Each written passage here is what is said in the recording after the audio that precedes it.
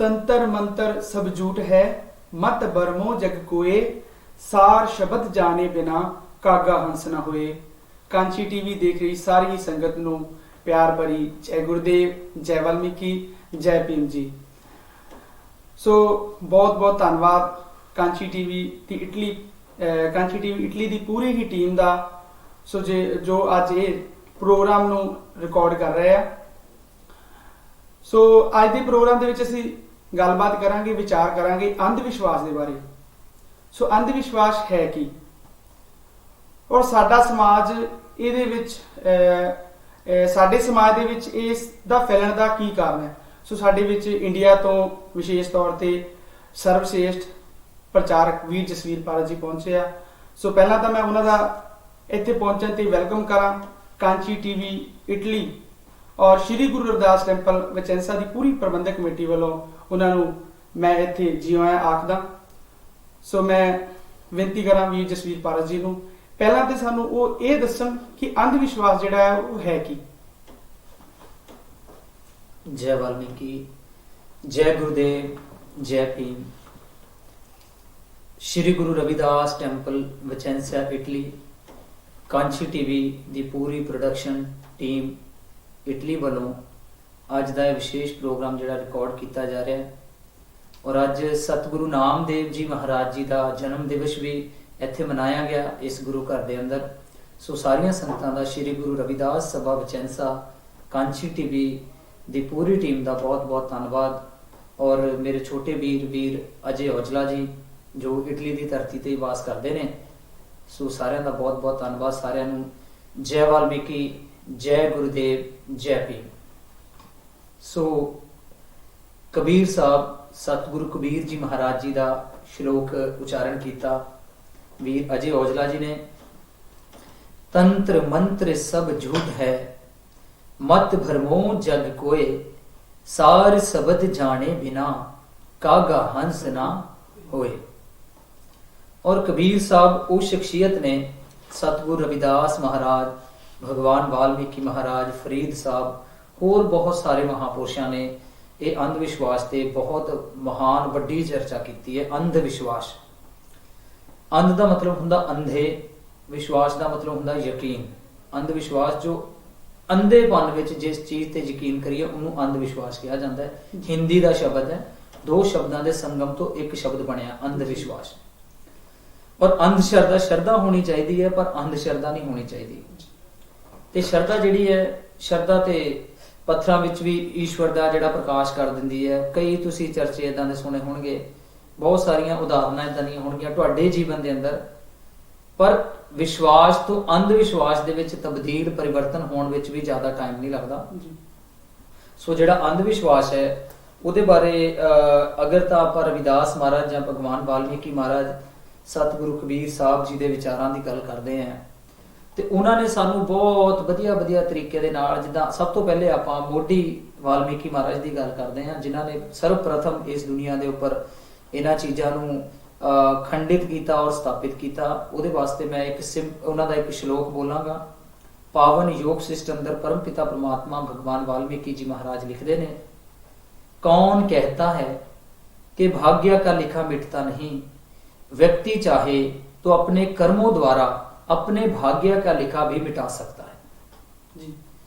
तो बड़ा सिंपल जिहा मतलब सीधा सीधा साफ शब्दों में समझ आने वाली गल है भी ਜਿਹੜੇ लोग अज तक किस्मत ते बैठे हुए आ, किस्मत के सहारे, किस्मत च जो होगा वो होगा, किस्मत इदां करूगी, किस्मत उदां करूगी।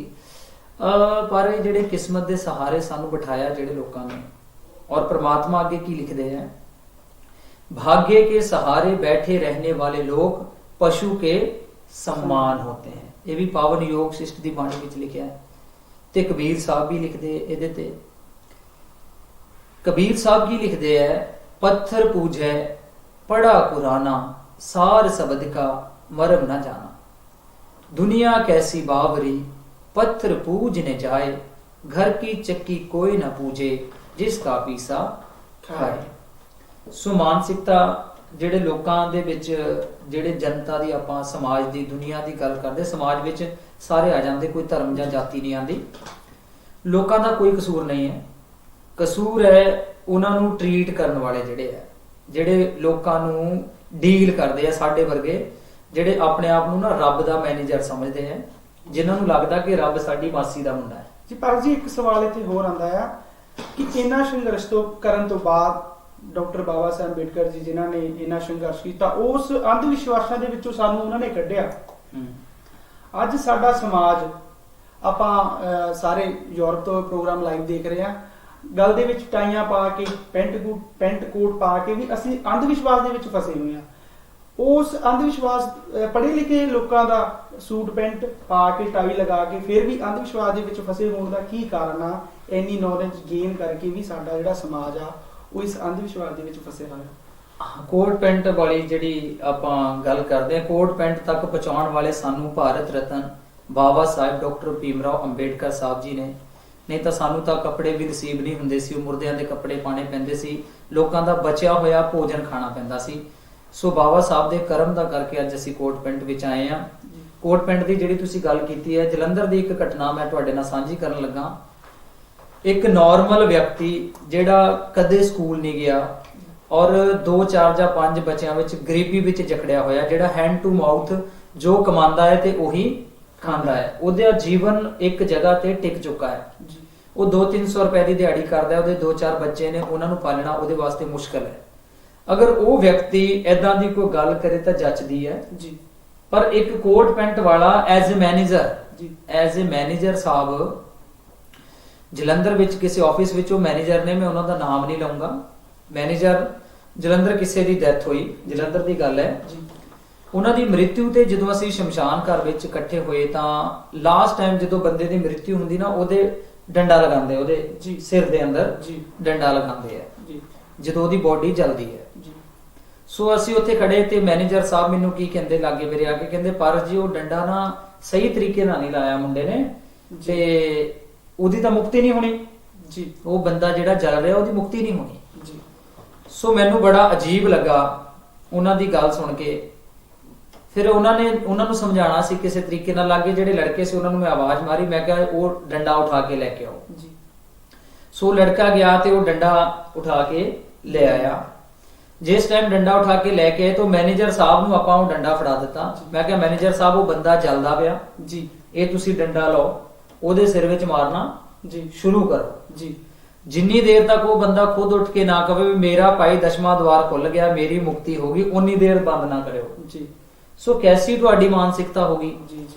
ਜੇ ਤੁਹਾਡੇ ਡੰਡਾ ਲਾਣ ਦੇ ਨਾਲ ਹੀ ਮੁਕਤੀ ਹੋਵੇ, 10ਵਾਂ ਦਵਾਰ ਖੁੱਲਦਾ ਹੋਵੇ, ਤਾਂ ਜਦੋਂ ਬੰਦਾ ਜਿੰਦਾ ਕਿੰਨੀ ਵਾਰ ਉਹਦਾ ਸਿਰ ਪਾੜਦਾ ਜੀ? ਬਿਲਕੁਲ ਜੀ ਬਿਲਕੁਲ। ਮੇਰਾ ਵੀ ਸ਼ਾਇਦ 2-4 ਵਾਰ ਬਚਪਨ ਚ ਪਾਟਾ ਹੀ ਹੋਊਗਾ, ਨਿਸ਼ਾਨ ਵੀ ਹੋਣਗੇ, ਹਰ ਕਿਸੇ ਦਾ ਪਾਟਾ ਹੋਇਆ। ਅੱਛਾ, ਉਦੋਂ ਮੁਕਤੀ ਕਿਉਂ ਨਹੀਂ ਹੁੰਦੀ, ਉਦੋਂ 10ਵਾਂ ਦਵਾਰ ਕਿਉਂ ਨਹੀਂ ਖੁੱਲਦਾ? ਬਟ ਇਹ ਮਾਨਸਿਕਤਾ ਏਦਾਂ ਦੀ ਹੋ ਗਈ। ਇਹ ਜਿਹੜੇ ਪ੍ਰਮੋਟਰ ਪੜ੍ਹੇ ਲਿਖੇ ਲੋਕ, ਜਿਹੜੇ ਪੜ੍ਹੇ ਲਿਖੇ ਅਨਪੜ੍ਹ, ਇਹਨਾਂ ਨੂੰ ਮੈਂ ਕਹੂੰਗਾ, ਜਿਹੜੇ ਏਦਾਂ ਦੀਆਂ ਚੀਜ਼ਾਂ ਨੂੰ ਪ੍ਰਮੋਟ ਕਰਦੇ ਆ ਔਰ ਅੱਜ ਵੀ ਕਿਸੇ ਸ਼ਕਤੀ ਤੇ ਟਿਕੇ ਹੋਏ ਆ, ਉਹਨਾਂ ਦੀ ਮਾਨਸਿਕਤਾ ਖੁਦ ਤਾਂ ਏਦਾਂ ਦੀ ਆ ਕਿਉਂਕਿ ਉਹਨਾਂ ਨੇ ਐਜੂਕੇਸ਼ਨ ਜਿਹੜੀ ਹੈ ਉਹ ਕਾਲਜ ਦੀ, ਸਕੂਲ ਦੀ, ਯੂਨੀਵਰਸਿਟੀ ਦੀ ਐਜੂਕੇਸ਼ਨ ਪ੍ਰਾਪਤ ਕਰ ਲਈ ਸਿਰਫ ਇੱਕ ਨੌਕਰੀ ਲੈਣ ਵਾਸਤੇ ਜੀ। ਬਟ ਉਹਨਾਂ ਨੇ ਜਿਹੜੀ ਸਮਾਜਿਕ ਧਾਰਮਿਕਤਾ ਔਰ ਜਿਹੜਾ ਆਪਾਂ ਲੌਜੀਕਲੀ ਜਿਹੜਾ ਗਿਆਨ ਸੀਗਾ ਉਹ ਪ੍ਰਾਪਤ ਨਹੀਂ ਕੀਤਾ ਕਿ ਵਾਕਈ ਏਦਾਂ ਹੋ ਸਕਦਾ, ਏਦਾਂ ਕਿਦਾਂ ਹੋ ਸਕਦਾ। ਇਹਦਾ ਮਤਲਬ ਕਿ 10ਵਾਂ ਦਵਾਰ ਉਹਦਾ ਖੋਲਿਆ, ਆਪਾਂ ਜਿਹੜਾ ਜਲ ਰਿਹਾ ਉਹਦੇ ਡੰਡਾ ਲਗਾਤਾ, 10ਵਾਂ ਦਵਾਰ ਖੁੱਲ ਗਿਆ ਜੀ ਜੀ। ਤੇ ਜਿਹਨੂੰ ਦਬਾ ਦਿੱਤਾ, ਇਹਦਾ ਮਤਲਬ ਉਹਦਾ 10ਵਾਂ ਦਵਾਰ ਬੰਦ ਹੈ, ਉਹਦਾ ਕਦੇ ਖੁੱਲੂਗਾ ਹੀ ਨਹੀਂ ਜੀ। ਇੱਥੇ ਇੱਕ ਹੋਰ ਸਵਾਲ ਆਉਂਦਾ ਪਿਆ ਆ ਜਦੋਂ ਆਪਾਂ ਇਹ 10ਮ ਦਵਾਰ ਦੀ ਗੱਲ ਕਰਦੇ ਪਏ ਆ ਜੀ। ਤੇ ਪਹਿਲਾਂ ਤੇ ਸਾਨੂੰ ਇਸ ਗਿਆਨ ਤੋਂ, ਸਾਨੂੰ ਵਿਦਿਆ ਤੋਂ ਦੂਰ ਰੱਖਿਆ ਗਿਆ, ਬਟ ਫਿਰ ਦੁਬਾਰਾ ਮੇਰਾ ਜਿਹੜਾ ਕੁਐਸਚਨ ਉੱਥੇ ਆਉਂਦਾ ਕਿ ਸਾਡਾ ਪੜ੍ਹਿਆ ਲਿਖਿਆ ਸਮਾਜ ਜਾਂ ਫਿਰ ਸਾਡੀ ਜਿਹੜੀ ਸੰਤਾਂ ਮਹਾਂਪੁਰਸ਼ਾਂ ਦੇ ਵੱਲੋਂ ਦਿੱਤਾ ਗਿਆਨ ਉਸ ਤੋਂ ਹੱਲੇ ਦੂਰ ਆ, ਜਾਂ ਜੋ ਗੱਲਾਂ ਸਾਨੂੰ ਅੰਬੇਡਕਰ ਸਾਹਿਬ ਜੀ ਨੇ ਕਹੀਆਂ, ਜੋ ਬਾਣੀ ਸਾਨੂੰ ਸ਼੍ਰੀ ਗੁਰੂ ਰਵਿਦਾਸ ਜੀ ਨੇ ਦਿੱਤੀ, ਜਾਂ ਭਗਵਾਨ ਵਾਲਮੀਕੀ ਜੀ ਨੇ ਜੋ ਬਾਣੀ ਸਾਨੂੰ ਦਿੱਤੀ, ਜਾਂ ਉਸ ਨੂੰ ਅਸੀਂ ਗ੍ਰਹਿਣ ਨਹੀਂ ਕਰ ਪਾਏ। ਉਹ ਪ੍ਰੋਬਲਮ ਕਿੱਥੇ ਹੈ ਕਿ ਇਹ ਜਿਹੜੇ ਪੜ੍ਹੇ ਲਿਖੇ ਲੋਕਾਂ ਦੀ ਤੁਸੀਂ ਗੱਲ ਕਰਦੇ ਆ ਜੀ, ਭਾਰਤ ਦੇਸ਼ ਇੱਕ ਏਦਾਂ ਦਾ ਦੇਸ਼ ਹੈ ਜੋ ਅੱਜ ਵੀ ਪਿੱਤਰ ਸਤਾਤਮਕ ਸੋਚ ਤੇ ਚੱਲ ਰਿਹਾ, ਅੱਜ ਵੀ ਜੀ। ਔਰ ਮੈਂ ਕੁਝ 2-4 ਚੀਜ਼ਾਂ ਤੇ ਗੱਲਾਂ ਕਰੂੰਗਾ, ਤੁਸੀਂ ਧਿਆਨ ਨਾਲ ਸੁਣਿਓ ਔਰ ਸਰੋਤੇ ਵੀ ਜਿਹੜੇ ਕਾਂਚੀ ਟੀਵੀ ਦੇ ਦਰਸ਼ਕ ਨੇ ਉਹ ਵੀ ਜ਼ਰੂਰ ਸੁਣਨ ਜੀ। ਸੋ ਲੌਜੀਕਲੀ ਤਰੀਕੇ ਦੇ ਨਾਲ ਮੈਂ ਸਮਝਾਉਣ ਦੀ ਕੋਸ਼ਿਸ਼ ਕਰੂੰਗਾ ਔਰ ਲੌਜੀਕਲੀ ਤਰੀਕੇ ਦੇ ਨਾਲ ਤੁਸੀਂ ਉਹਨੂੰ ਜਾਣ ਸਕਦੇ ਹੋ। ਆਪਣੀ ਹਰ ਗੱਲ ਦੇ ਵਿੱਚ ਲੌਜਿਕ ਹੋਊਗਾ। ਔਰ ਅਗਰ ਆਪ ਸਭ ਨੂੰ ਕਿਸੇ ਨੂੰ ਲੱਗੇ ਕਿਸੇ ਤਰ੍ਹਾਂ ਦਾ ਕੋਈ ਤੁਸੀਂ ਪ੍ਰਸ਼ਨ ਕਰਨਾ ਜਾਂ ਕੁਐਸਚਨ ਤੁਹਾਡੇ ਮਨ ਵਿੱਚ ਕੋਈ ਦੁਵਿਧਾ ਤੇ ਜਿਹੜੇ ਨੰਬਰ ਕਾਂਚੀ ਟੀਵੀ ਦੇ ਨੀਚੇ ਦਿੱਤੇ ਜਾਣਗੇ ਉਹਨਾਂ ਤੇ ਤੁਸੀਂ ਸੰਪਰਕ ਕਰ ਸਕਦੇ ਹੋ ਔਰ ਸਾਡੇ ਨਾਲ ਵੀ ਤੁਸੀਂ ਫੇਸਬੁੱਕ ਤੇ ਜਾਂ ਹੋਰ ਵੀ ਕਿਸੇ ਮਾਧਿਅਮ ਦੇ ਨਾਲ ਨੰਬਰਾਂ ਤੇ ਤੁਸੀਂ ਸਾਡੇ ਨਾਲ ਜੁੜ ਸਕਦੇ ਹੋ। ਸੋ ਅੰਧ ਸ਼ਰਧਾ ਦੇ ਜਿਹੜੀ ਪੜ੍ਹੇ ਲਿਖੇ ਲੋਕਾਂ ਦੀ ਗੱਲ ਕਰਦੇ, ਅੱਜ ਵੀ ਉਹਨਾਂ ਨੂੰ ਲੱਗਦਾ ਕਿ ਜਿਸ ਭਾਰਤ ਦੇਸ਼ ਦੇ ਅੰਦਰ ਪਿੱਤਰ ਸੱਤਾਤਮਕ ਸੋਚ ਚੱਲਦੀ ਹੈ, ਅੱਜ ਵੀ ਇੱਕ ਕਾਲਪਨਿਕ ਸੋਚ ਦੇ ਉੱਪਰ ਲੋਕਾਂ ਨੇ ਟਿਕਾਇਆ ਹੋਇਆ ਕਿ ਕੋਈ ਸ਼ਕਤੀ ਇਦਾਂ ਦੀ ਆਊਗੀ ਜਿਹੜੀ ਤੁਹਾਡਾ ਕਲਿਆਣ ਕਰੂਗੀ ਜੀ। ਸੋ ਆਪਾਂ ਯੂਰਪ ਦੇ ਵਿੱਚ ਅੱਜ ਬੈਠੇ ਹਾਂ। ਯੂਰਪ ਦੇ ਅੰਦਰ ਜਿਹੜਾ ਇੰਡੀਆ ਔਰ ਯੂਰਪ ਦਾ ਟਾਈਮ ਹੈ 4.5 ਘੰਟੇ ਦਾ ਫਰਕ ਹੈ। 4.5 ਘੰਟੇ ਇੰਡੀਆ ਪਿੱਛੇ ਹੈ ਔਰ ਇੰਗਲੈਂਡ ਤੋਂ ਇੰਡੀਆ 5.5 ਘੰਟੇ ਪਿੱਛੇ ਹੈ ਜੀ। ਕੈਨੇਡਾ ਤੋਂ ਇੰਡੀਆ 9.5 ਘੰਟੇ ਪਿੱਛੇ ਹੈ ਜੀ। ਅਮਰੀਕਾ ਤੋਂ ਇੰਡੀਆ 24 ਘੰਟੇ ਪਿੱਛੇ ਹੈ ਜੀ। ਦੁਬਈ ਤੋਂ ਇੰਡੀਆ 2.5 ਘੰਟੇ ਪਿੱਛੇ ਹੈ ਜੀ। ਔਰ ਬਹੁਤ ਸਾਰੀਆਂ ਕੰਟਰੀਆਂ ਇਦਾਂ ਦੀਆਂ ਜਿੱਥੇ ਅੱਧਾ ਘੰਟਾ 2 ਘੰਟੇ 4 ਘੰਟੇ ਟਾਈਮਿੰਗ ਦਾ ਫਰਕ ਹੈ ਚੇਂਜ। ਔਰ ਜਿਹੜੇ ਮਾਨਸਿਕ ਤੋਂ ਗੁਲਾਮ ਲੋਕ ਨੇ, ਜਿਨ੍ਹਾਂ ਦੇ ਬਲੱਡ ਦੇ ਅੰਦਰ ਗੁਲਾਮੀ ਹੈ, ਜਿਹੜੇ ਲੋਕ ਆਪਣੇ ਮਾਨਸਿਕ ਤੋਂ ਦਿਮਾਗ ਤੋਂ ਗਰੀਬ ਨੇ ਜੀ, ਪੂਅਰ ਆਫ ਦਾ ਮਾਈਂਡ ਇਹਨੂੰ ਆਪਾਂ ਕਹਿ ਸਕਦੇ, ਜਿਹੜਾ ਦਿਮਾਗ ਤੋਂ ਬੰਦਾ ਗਰੀਬ ਹੈ, ਉਹਦੀ ਗੱਲ ਕਰਨ ਲੱਗੇ ਆਪਾਂ। ਉਹ ਲੋਕ, ਮੰਨ ਲਓ ਤੁਹਾਡੇ ਘਰ, ਤੁਸੀਂ ਇੰਡੀਆ ਬੈਠੇ ਆ, ਤੁਹਾਡੇ ਘਰ 'ਚ ਇੱਕ ਬੱਚਾ ਪੈਦਾ ਹੋ ਗਿਆ ਜੀ, ਨਾਰਮਲੀ ਇੱਕ ਬੱਚਾ ਪੈਦਾ ਹੋ, ਸੇਮ ਟਾਈਮ ਤੁਸੀਂ ਇੰਗਲੈਂਡ ਗੱਲ ਕਰ ਰਹੇ ਆ ਜੀ, ਗੱਲ ਕਰਦੇ ਕਰਦੇ ਤੁਹਾਡੇ ਇੰਡੀਆ 'ਚ ਵੀ ਇੱਕ ਬੱਚਾ ਪੈਦਾ ਹੋ ਗਿਆ, ਸੇਮ ਟਾਈਮ ਇੰਗਲੈਂਡ 'ਚ ਬੱਚਾ ਪੈਦਾ ਹੋ ਗਿਆ ਜੀ, ਠੀਕ ਹੈ ਜੀ। ਔਰ ਜਿਹੜਾ ਇੰਡੀਆ 'ਚ ਬੱਚਾ ਪੈਦਾ ਹੋਇਆ ਤੇ ਇੰਗਲੈਂਡ 'ਚ ਬੱਚਾ ਪੈਦਾ ਹੋਇਆ, ਇੰਡੀਆ ਦੇ ਬੱਚੇ ਨਾਲੋਂ ਇੰਗਲੈਂਡ ਦੇ ਬੱਚੇ ਦੀ ਜਿਹੜੀ ਕੁੰਡਲੀ ਹੈ ਉਹ 5.5 ਘੰਟੇ ਪਿੱਛੇ ਚਲੀ ਜਾਣੀ ਹੈ ਜੀ। ਬਿਲਕੁਲ ਜੀ, ਕਿਉਂਕਿ ਕੰਟਰੀ 5.5 ਘੰਟੇ ਪਿੱਛੇ ਹੈ ਨਾ ਜੀ। ਜੇ ਯੂਰਪ ਦੇ ਵਿੱਚ ਬੱਚਾ ਹੋਊਗਾ, ਉਧਰੋਂ ਇੰਗਲੈਂਡ ਵਿੱਚ ਹੋਊਗਾ, ਸੇਮ ਟਾਈਮ ਆਪਾਂ ਕਾਲ ਇਮੇਜਿਨ ਕਰੋ, ਤੁਸੀਂ ਇਸ ਗੱਲ ਨੂੰ ਸੋਚੋ ਦਿਮਾਗ ਨਾਲ। ਯੂਰਪ ਦੇ ਅੰਦਰ ਕਿਸੇ ਵੀ ਕੰਟਰੀ 'ਚ ਬੱਚਾ, ਆਪਾਂ ਫੋਨ ਤੇ ਗੱਲ ਕਰ ਰਹੇ, ਇੱਕ ਬੱਚਾ ਇੱਧਰ ਪੈਦਾ ਹੋ ਗਿਆ, ਇੱਕ ਇੰਡੀਆ ਹੋ ਗਿਆ ਜੀ। ਸੋ ਜਿਹੜਾ ਇੱਧਰ ਬੱਚਾ ਪੈਦਾ ਹੋਇਆ ਉਹਦੀ ਕੁੰਡਲੀ 4.5 ਘੰਟੇ ਪਿੱਛੇ चली जानी। कितना बावरा हो गया इंसान, जिस कंप्यूटर को उसने बनाया उसी से अपना भाग्य पूछता है। बिल्कुल जी, ਉਹਦੇ ਕੋਲੋਂ ਆਪਣੀ ਕਿਸਮਤ ਪੁੱਛੀ ਜਾ ਰਹੀ ਹੈ ਜਿਹੜੇ ਕੰਪਿਊਟਰ ਨੂੰ ਇਨਸਾਨ ਨੇ ਬਣਾਇਆ। ਸੋ ਇਹ 'ਚ ਜਨਤਾ ਦਾ, ਮੈਂ ਇੱਕ ਗੱਲ ਕਲੀਅਰ ਕਰ ਦਵਾਂ, ਜਨਤਾ ਦਾ ਕੋਈ ਕਸੂਰ ਨਹੀਂ ਹੈ। ਜਿੰਨੀ ਵੀ ਪਬਲਿਕ ਹੈ, ਚਾਹੇ ਕਿਸੇ ਵੀ ਸਮਾਜ ਦੀ, ਉਹਦਾ ਕੋਈ ਕਸੂਰ ਨਹੀਂ ਹੈ। ਕਸੂਰ ਸਾਡੇ ਵਰਗੇ ਲੋਕਾਂ ਦਾ। ਇਹ ਲੋਕਾਂ ਨੂੰ ਏਦਾਂ ਦੱਸਦੇ ਆ, ਇਹ ਜਿੱਦਾਂ ਰੋਜ਼ ਰੱਬ ਨਾਲ ਚਾਹ ਪੀ ਕੇ ਆਉਂਦੇ ਨਾ ਸਵੇਰ ਨੂੰ। ਬਿਲਕੁਲ ਜੀ, ਵੀ ਸਵੇਰੇ ਇਹਨਾਂ ਦੀ ਰੱਬ ਨਾਲ ਮੀਟਿੰਗ ਹੁੰਦੀ ਹੈ, ਫਿਰ ਲੋਕਾਂ ਨੂੰ ਦੱਸਦੇ ਭਗਤਾਂ ਨੂੰ ਰੱਬ ਏਦਾਂ ਚਾਹੁੰਦਾ, ਰੱਬ ਏਦਾਂ ਚਾਹੁੰਦਾ, ਰੱਬ ਵੀ ਜਿੱਦਾਂ ਰੋਜ਼ ਰੱਬ ਦੇ ਟੇਬਲ ਤੇ ਕੱਪੜਾ ਮਾਰ ਕੇ ਆਉਂਦੇ ਆ ਵੀ ਰੱਬ ਇਹਨਾਂ ਦੀ ਮਾਸੀ ਦਾ ਮੁੰਡਾ, ਇਹਨਾਂ ਦੀ ਮੀਟਿੰਗ ਹੋਈ ਉਹਦੇ ਨਾਲ ਜੀ ਜੀ ਜੀ। ਸੋ ਇਹਨਾਂ ਲੋਕਾਂ ਨੇ ਰੱਬ ਦੇ ਪ੍ਰਮੋਟਰ ਬਣ ਕੇ, ਰੱਬ ਦੇ ਮੈਸੇਂਜਰ ਬਣ ਕੇ, ਰੱਬ ਦੇ ਮੈਨੇਜਰ ਬਣ ਕੇ ਲੋਕਾਂ ਨੂੰ ਅੱਗੇ ਟ੍ਰੀਟ ਕਰਨਾ ਸ਼ੁਰੂ ਕਰ ਦਿੱਤਾ। ਰੱਬ ਏਦਾਂ, ਰੱਬ ਉਦਾਂ, ਰੱਬ ਇਹ, ਰੱਬ ਉਹ। ਹੁਣ ਨਾਰਮਲੀ ਸਾਡੇ ਦੇਸ਼ ਦੇ ਅੰਦਰ ਕਦੇ ਕਹਿੰਦੇ ਸਾੜ ਸਤੀ ਲੱਗ ਗਈ ਜੀ, है ना, कदे शनि भारी हो गया, कदे मंगल भारी हो गया, कदे बुध भारी हो गया। उन्होंने लोगों को मैं पूछना चाहना कि पाकिस्तान से तो शनि भारी हुंदा नहीं। बिल्कुल जी, है ना जी। ते जेड़े लोग इन्हां चीज़ां नूं फैला रहे, उन्हां नूं कांची टीवी के माध्यम तो मैं बेनती करना चाहना कि जो जून जुलाई दी छुट्टियां होंदियां, एक हफ्ते दी छुट्टियां दे के शनि नूं भेज दो पाकिस्तान जी जी जी, भी भाई जाओ जाके उन्हां कोल साडी दुश्मनी दा बदला लियो। चाइना वालियां ते तां शनि भारी हुंदा नहीं। बिल्कुल जी, अमेरिका वालियां ते भी शनि भारी हुंदा नहीं, है ना, और जापान वालियां ते भी शनि भारी हुंदा नहीं। मतलब जिन्ने झल्ले साडे पल्ले, वो साडे ते सारियां चीजां मतलब थोपियां जांदियां कि कदे शनि भारी हो गया, कदे ए हो गया। इससे करके परमात्मा वाल्मीकि जी ने लिखिया सी, कौन कहता है भाग्य का लिखा मिटता नहीं, इंसान चाहे तो अपने कर्मों द्वारा अपने भाग्य का लिखा भी मिटा सकता है। सो इन्हां लोकां ने सिर्फ तुहाडी एक सोच, एक रूढ़ीवादी बना दित्ती। और रूढ़ीवादी किदां बनाई, ਉਹਦੇ ਤੇ ਆਪਾਂ थोड़ी चर्चा करदे हां जी। रूढ़ीवादी ਤੁਹਾਨੂੰ ਕਿਦਾਂ ਬਣਾਇਆ ਜਾਂਦਾ। नॉर्मली तुसी पिछे जे देखिया, एक बाबा, नाम नहीं लेना, कई बार वो भगत बैठे हुंदे आ, उन्हां नूं थोड़ा माइंड हो जाता, क्योंकि उन्नी शरदा वाल्मीकि महाराज, रविदास महाराज, बाबा साहब अंबेडकर नाल नहीं हुंदी जिन्नी उहदे नाल हुंदी है। हाँ जी पारस जी, इत्थे आपां विचार कर रहे हैं अंध विश्वास ते। सो कांची टीवी दी पूरी टीम दा ਜਾਂ ਪਾਰਸ ਜੀ ਦਾ, ਇਹਨਾਂ ਦਾ ਕੋਈ ਵੀ ਮਤਲਬ ਕਿਸੇ ਦੀ ਆਸਥਾ ਨੂੰ ਠੇਸ ਪਹੁੰਚਾਉਣਾ ਨਹੀਂ ਹੈ। ਅਸੀਂ ਪੜ੍ਹੇ ਲਿਖੇ ਲੋਕ ਹਾਂ, ਸਾਨੂੰ ਭਗਵਾਨ ਵਾਲਮੀਕੀ ਜੀ ਨੇ ਕਲਮ ਦਿੱਤੀ, ਸਾਡੇ ਰਹਿਬਰ ਡਾਕਟਰ ਭੀਮ ਰਾਓ ਅੰਬੇਡਕਰ ਜੀ, ਉਹਨਾਂ ਨੇ ਵੀ ਸਾਨੂੰ ਕਲਮ ਦਿੱਤੀ, ਔਰ ਕਲਮ ਦੀ ਤਾਕਤ ਦੇ ਨਾਲ ਉਹਨਾਂ ਨੇ ਸਾਰੇ ਹੀ ਅੰਧ ਵਿਸ਼ਵਾਸਾਂ ਨੂੰ ਖਤਮ ਕੀਤਾ। ਔਰ ਜਿੰਨੀ ਪ੍ਰਮਾਤਮਾ ਦੀ ਪਾਵਨ ਬਾਣੀ ਆ, ਸ਼੍ਰੀ ਗੁਰੂ ਰਵਿਦਾਸ ਜੀ ਦੀ ਬਾਣੀ ਆ, ਉਹਨਾਂ ਨੇ ਕਲਮਬੰਦ ਇਸ ਲਈ ਕੀਤਾ ਕਿ ਜੋ ਅਗਿਆਨਤਾ ਦਾ ਹਨੇਰਾ ਹੈ ਜਿਹੜਾ ਦੂਰ ਹੋ ਸਕੇ, ਉਹ ਦੂਰ ਹੋ ਸਕੇ। ਸੋ ਇਸ ਲਈ ਪਾਰਸ ਜੀ ਵਿਚਾਰ ਕਰ ਰਹੇ ਆ। ਅਗਿਆਨਤਾ ਦੇ ਹਨੇਰੇ ਤੇ ਸਤਿਗੁਰੂ ਰਵਿਦਾਸ ਜੀ ਮਹਾਰਾਜ ਜੀ ਦਾ ਸ਼ਲੋਕ ਹੈ, ਸ਼ਬਦ ਹੈ, ਮਾਧੋ ਅਵਿਦਿਆ ਹਿਤ ਕੀਨ ਵਿਵੇਕ ਦੀਪ ਮਲੀਨ ਜੀ। बड़ा प्यारा मतलब है जी और अविद्या अविद्या ਦਾ ਮਤਲਬ ਅਨਐਜੂਕੇਸ਼ਨ अनएजुकेटेड ਜਿਹੜਾ ਬੰਦਾ ਅਗਿਆਨੀ ਹੋਵੇ ਉਹਦੀ ਗੱਲ ਕੀਤੀ ਆ जी ਜਿਹਨੂੰ ਕੋਈ ਜਾਣਕਾਰੀ ਨਾ ਹੋਵੇ ਜਿਹੜਾ ਕੂੜ ਪ੍ਰਥਾ ਵਿੱਚ ਫਸਿਆ ਹੋਵੇ जी ਪਾਪ ਪੂਜਾ ਵਿੱਚ ਪਿਆ ਹੋਵੇ ਭੂਤ ਪੂਜਾ ਵਿੱਚ ਪਿਆ ਹੋਵੇ ਉਹਨੂੰ ਅਗਿਆਨੀ ਪੁਰਸ਼ ਕਿਹਾ ਗਿਆ ਹੈ ਮਾਧੋ ਅਵਿਦਿਆ ਹਿਤਕੀਨ ਜਿਹੜਾ ਅਵਿਦਿਆ ਦੇ ਬਸ ਪੈ ਜਾਂਦਾ ਵਿਵੇਕ ਦੀਪ ਮਲੀਨ ਉਹਦਾ ਜਿਹੜਾ ਵਿਵੇਕ ਦਾ ਅੱਛੀ ਸਮਝ ਸੋਚ ਦਾ ਜਿਹੜਾ ਦੀਪ ਹੈ ਉਹ ਮਲੀਨ ਹੋ ਜਾਂਦਾ ਹੈ ਜੀ। ਉਹ ਵਰਕ ਨਹੀਂ ਕਰਦਾ ਕਰਮ ਨਹੀਂ ਕਰਦਾ ਕਿਉਂਕਿ ਉਹ ਅੰਧ ਵਿਸ਼ਵਾਸ ਦੇ ਚੱਕਰ ਵਿੱਚ ਪਿਆ ਹੋਇਆ ਹੈ ਤੇ ਵਾਲਮੀਕੀ ਮਹਾਰਾਜ ਵੇਦ ਤੇ ਲਿਖਦੇ ਹੈ ਗਿਆਨ ਹੀ ਸੰਸਾਰ ਦਾ ਮੂਲ ਆਧਾਰ ਹੈ ਆ ਦਸ਼ਵੇਂ ਦਵਾਰ ਦੀ ਗੱਲ ਆ ਗਈ ਜੀ जी ਜਿਹੜਾ ਦਸ਼ਵਾਂ ਦਵਾਰ ਕਹਿੰਦੇ ਨਾ ਡੰਡੇ ਨਾਲ ਖੋਲਦਾ ਜੀ। ਦਸ਼ਵਾਂ ਦਵਾਰ ਹੈ ਐਜੂਕੇਸ਼ਨ एजुकेशन ਗਿਆਨ ਔਰ ਉਹ ਜਿੰਦੇ ਜੀ ਪ੍ਰਾਪਤ ਹੁੰਦਾ ਹੈ ਮ੍ਰਿਤਿੂ ਤੋਂ ਬਾਅਦ ਬਹੁਤ ਸਾਰੇ ਲੋਕਾਂ ਨੇ ਸਾਨੂੰ ਸਵਰਗਾਂ ਦਾ ਲਾਰਾ ਲਾਇਆ ਆਪ ਇੱਥੇ ਰਾਜ ਕਰੀ ਜਾਂਦੇ ਆ बिल्कुल जी ਸਾਨੂੰ ਲਾਰਾ ਲਾਇਆ ਹੋਇਆ ਸਵਰਗ ਦਾ ਦੱਸੋ ਆਪ ਇੱਥੇ ਰਾਜ ਕਰਦੇ जी जी जी ਔਰ ਇਹਨਾਂ ਨੂੰ ਫਸਾਇਆ ਕਿੱਦਾਂ ਜਾਂਦਾ ਇਹਦੇ ਬਾਰੇ ਆਪਾਂ ਥੋੜੀ ਚਰਚਾ ਕਰੀਏ ਧਿਆਨ ਨਾਲ ਸੁਣਨ ਦਰਸ਼ਕ ਕਾਂਚੀ ਟੀਵੀ ਦੀ ਸਾਰੀ ਪ੍ਰੋਡਕਸ਼ਨ ਦਾ ਬਹੁਤ ਵੱਡਾ ਯੋਗਦਾਨ ਹੈ ਸੋ ਕਿੱਦਾਂ ਫਸਾਇਆ ਜਾਂਦਾ ਸਿੰਪਲ ਜਿਹਾ ਇੱਕ ਲੌਜੀਕ ਹੈ जी ਕੋਈ ਵੀ ਭੈਣ ਹੋਵੇ ਰੱਬ ਨਾ ਕਰੇ ਕਿਸੇ ਭੈਣ ਨਾਲ ਇਦਾਂ ਹੋਵੇ ਮੈਂ ਸਿਰਫ ਐਗਜ਼ਾਮਪਲ ਦੇ ਰਿਹਾ जी जी ਕੋਈ ਭੈਣ ਹੋਵੇ ਉਹਦੀ ਮੈਰਿਜ ਹੋ ਗਈ 15-20 ਸਾਲ ਤੋਂ ਉਹਦੇ ਘਰ 'ਚ ਬੱਚਾ ਨਾ ਹੋਵੇ जी 15-20 ਸਾਲ ਤੋਂ ਉਹਦੇ ਘਰ 'ਚ ਕੋਈ ਬੱਚਾ ਨਾ ਹੋਇਆ ਹੋਵੇ ਔਰ ਉਹਨੂੰ ਦਰਾਣੀਆਂ ਜਠਾਣੀਆਂ ਬੱਚਿਆਂ ਨੂੰ ਹੱਥ ਨਹੀਂ ਲਾਣ ਦਿੰਦੀਆਂ जी ਪਰਿਵਾਰ ਵਿੱਚ ਉਹਦੇ ਨਾਲ ਵਿਤਕਰਾ ਕੀਤਾ ਜਾਂਦਾ ਜੀ ਭੇਦਭਾਵ ਮੁਹੱਲੇ ਵਿੱਚ ਉਹਨੂੰ ਅਲੱਗ ਨਜ਼ਰ ਦੇ ਨਾਲ ਦੇਖਿਆ ਜਾਂਦਾ ਔਰ ਉਹ ਹਮੇਸ਼ਾ ਆਪਣੇ ਦਿਮਾਗ ਦੇ ਉੱਪਰ ਗੋਲਾ ਲੈ ਕੇ ਸੌਂਦੀ ਹੈ ਤੇ ਗੋਲਾ ਲੈ ਕੇ ਉੱਠਦੀ ਹੈ जी ਦੂਸਰੇ ਦਾ ਬੱਚਾ ਦੇਖ ਕੇ ਉਹਦੀ ਮਮਤਾ ਜਾਗਦੀ ਹੈ जी ਔਰ ਉਸ ਮਜਬੂਰੀ ਦੇ ਵਸ ਪਈ ਭੈਣ ਨੂੰ ਤਕਲੀਫਾਂ ਵਿੱਚ ਜਾਂ ਏਦਾਂ ਲੋਕਾਂ ਦੇ ਤਾਨੇ ਮਿਹਣਿਆਂ ਵਿੱਚ ਫਸੀ ਹੋਈ ਕਿਸੇ ਉਸ ਬੱਚੀ ਨੂੰ ਭੈਣ ਨੂੰ ਕੋਈ ਕਹੂਗਾ ਫਲਾਨੀ ਜਗ੍ਹਾ ਜਾ ਕੇ ਇੰਨੀਆਂ ਚੌਂਕੀਆਂ ਭਰਿਆ ਕਰ ਤੇਰੀ ਮਨੋਕਾਮਨਾ ਪੂਰੀ ਹੋ ਜਾਊਗੀ जी ਕਿ ਉਹ ਉੱਥੇ ਜਾਊਗੀ ਜਾਂ ਨਹੀਂ ਜਾਊਗੀ जी ये तो स्वाभाविक ही है जी फंसा हुआ ਉਹਦੀ इंसान ਮਜਬੂਰੀ ਉਹਨੂੰ ਉੱਥੇ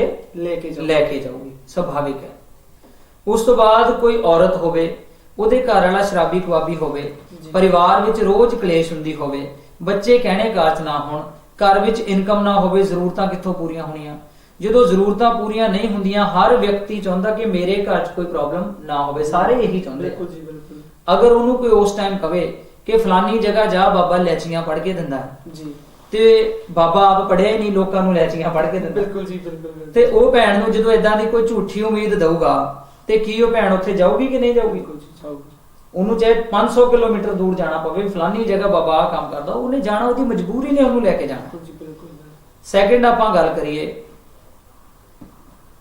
ਮੰਨ ਲਓ ਕਿ ਮੇਰੀ ਬਾਡੀ ਨੂੰ diabetes blood pressure sugar cancer ਜਾਂ ਕਿਸੇ ਵੀ ਤਰ੍ਹਾਂ ਦੀ ਭਿਆਨਕ ਬਿਮਾਰੀ ਹੋਵੇ जी ਹੁਣ ਧਿਆਨ ਨਾਲ ਸੁਣ ਲਿਓ ਜੀ ਜਿਹੜੀ ਗੱਲ ਕਰਨ ਲੱਗੇ ਆ ਬਿਮਾਰੀ ਸਰੀਰ ਨੂੰ ਹੋਵੇ ਤਾਂ ਇਲਾਜ ਹੋ ਜਾਂਦਾ जी ਪਰ ਜੇ ਬਿਮਾਰੀ ਦਿਮਾਗ ਨੂੰ ਹੋ ਜਾਵੇ ਉਹਦਾ ਇਲਾਜ ਥੋੜਾ ਮੁਸ਼ਕਲ ਹੁੰਦਾ मुश्किल होता ਹੋ है ਜਾਂਦਾ ਪਰ ਥੋੜਾ ਮੁਸ਼ਕਲ ਹੁੰਦਾ ਹੈ। बिल्कुल जी बिल्कुल ਹੁਣ ਮੰਨ ਲਓ diabetes blood pressure sugar cancer ਸਾਡੀ ਬੋਡੀ ਨੂੰ ਕੋਈ ਬਿਮਾਰੀ ਲੱਗ ਗਈ ਮੈਂ ਕਿਸੇ ਦੇ ਨਹੀਂ ਕਹਿਣਾ ਚਲੋ ਮੈਨੂੰ ਲੱਗ ਗਈ जी ਹੈ ਨਾ ਬਿਮਾਰੀ ਲੱਗ ਗਈ ਡਾਕਟਰ ਨੇ ਚੈੱਕਅਪ ਕਰਨ ਤੋਂ ਬਾਅਦ ਕਿਹਾ ਕਿ ਤੁਹਾਡੀ ਬੋਡੀ ਨੂੰ ਲਾਸਟ ਸਟੇਜ ਹੈ ਕੈਂਸਰ ਹੈ जी ਔਰ ਤੁਹਾਡੇ ਕੋਲ ਸਿਰਫ 2 ਮਹੀਨੇ ਆ ਜੀਣ ਵਾਸਤੇ जी ਡਾਕਟਰ ਨੇ ਕਰ ਦਿੱਤਾ ਫਾਈਨਲ ਵੀ ਤੁਸੀਂ ਸਿਰਫ 2 ਮਹੀਨੇ ਜੀ ਸਕਦੇ ਆ फाइनली ਫਾਈਨਲ ਜਵਾਬ ਦੇਤਾ ਕਿ ਭਾਈ ਤੁਹਾਡੇ ਕੋਲ 2 ਮਹੀਨੇ ਆ 2 मंथ है सर ਹੁਣ ਜਦੋਂ ਡਾਕਟਰ ਨੇ ਕਹਿਤਾ ਕਿ 2 ਮਹੀਨੇ ਆ ਸੋਚੋ ਉਹ ਜਿਹੜੇ ਇਨਸਾਨ ਨੂੰ 2 ਮਹੀਨੇ ਦਿੱਤੇ ਜੀਣ ਵਾਸਤੇ ਤਾਂ ਉਹਦੇ ਦਿਮਾਗ ਤੇ प्रेशर ਕਿੱਡਾ ਵੱਡਾ ਪ੍ਰੈਸ਼ਰ ਪੈ ਗਿਆ ਹੋਊਗਾ ਕਿੰਨਾ ਡਿਪਰੈਸ਼ਨ ਹੋਊਗਾ ਔਰ ਉਹ ਇਨਸਾਨ ਮੈਂ ਲਿਖ ਕੇ ਦੇ ਸਕਦਾ ਉਹ ਇਨਸਾਨ 2 ਮਹੀਨੇ ਤੋਂ ਪਹਿਲੇ ਹੀ ਮਰ ਜਾਊਗਾ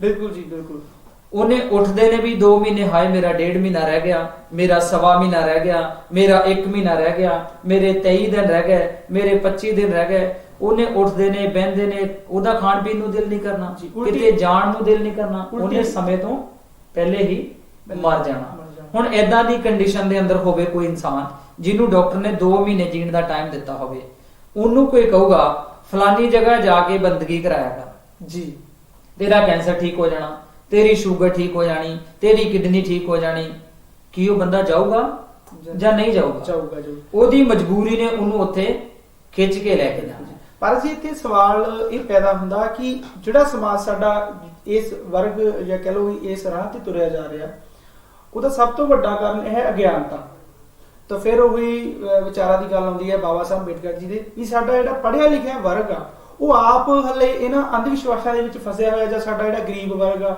ਕਾਫੀ ਜਿਹੜਾ ਵਰਗ ਆ ਬਾਬਾ ਸਾਹਿਬ ਦੀ ਬਦੌਲਤ ਕਹਿ ਲਓ ਵੀ ਕਾਫੀ ਵਧੀਆ ਪਲੇਟਫਾਰਮ ਤੇ ਪਹੁੰਚਿਆ ਹੋਇਆ, ਸੈਟਲ ਆ ਯੂਰਪ ਦੇ ਵਿੱਚ ਵੀ।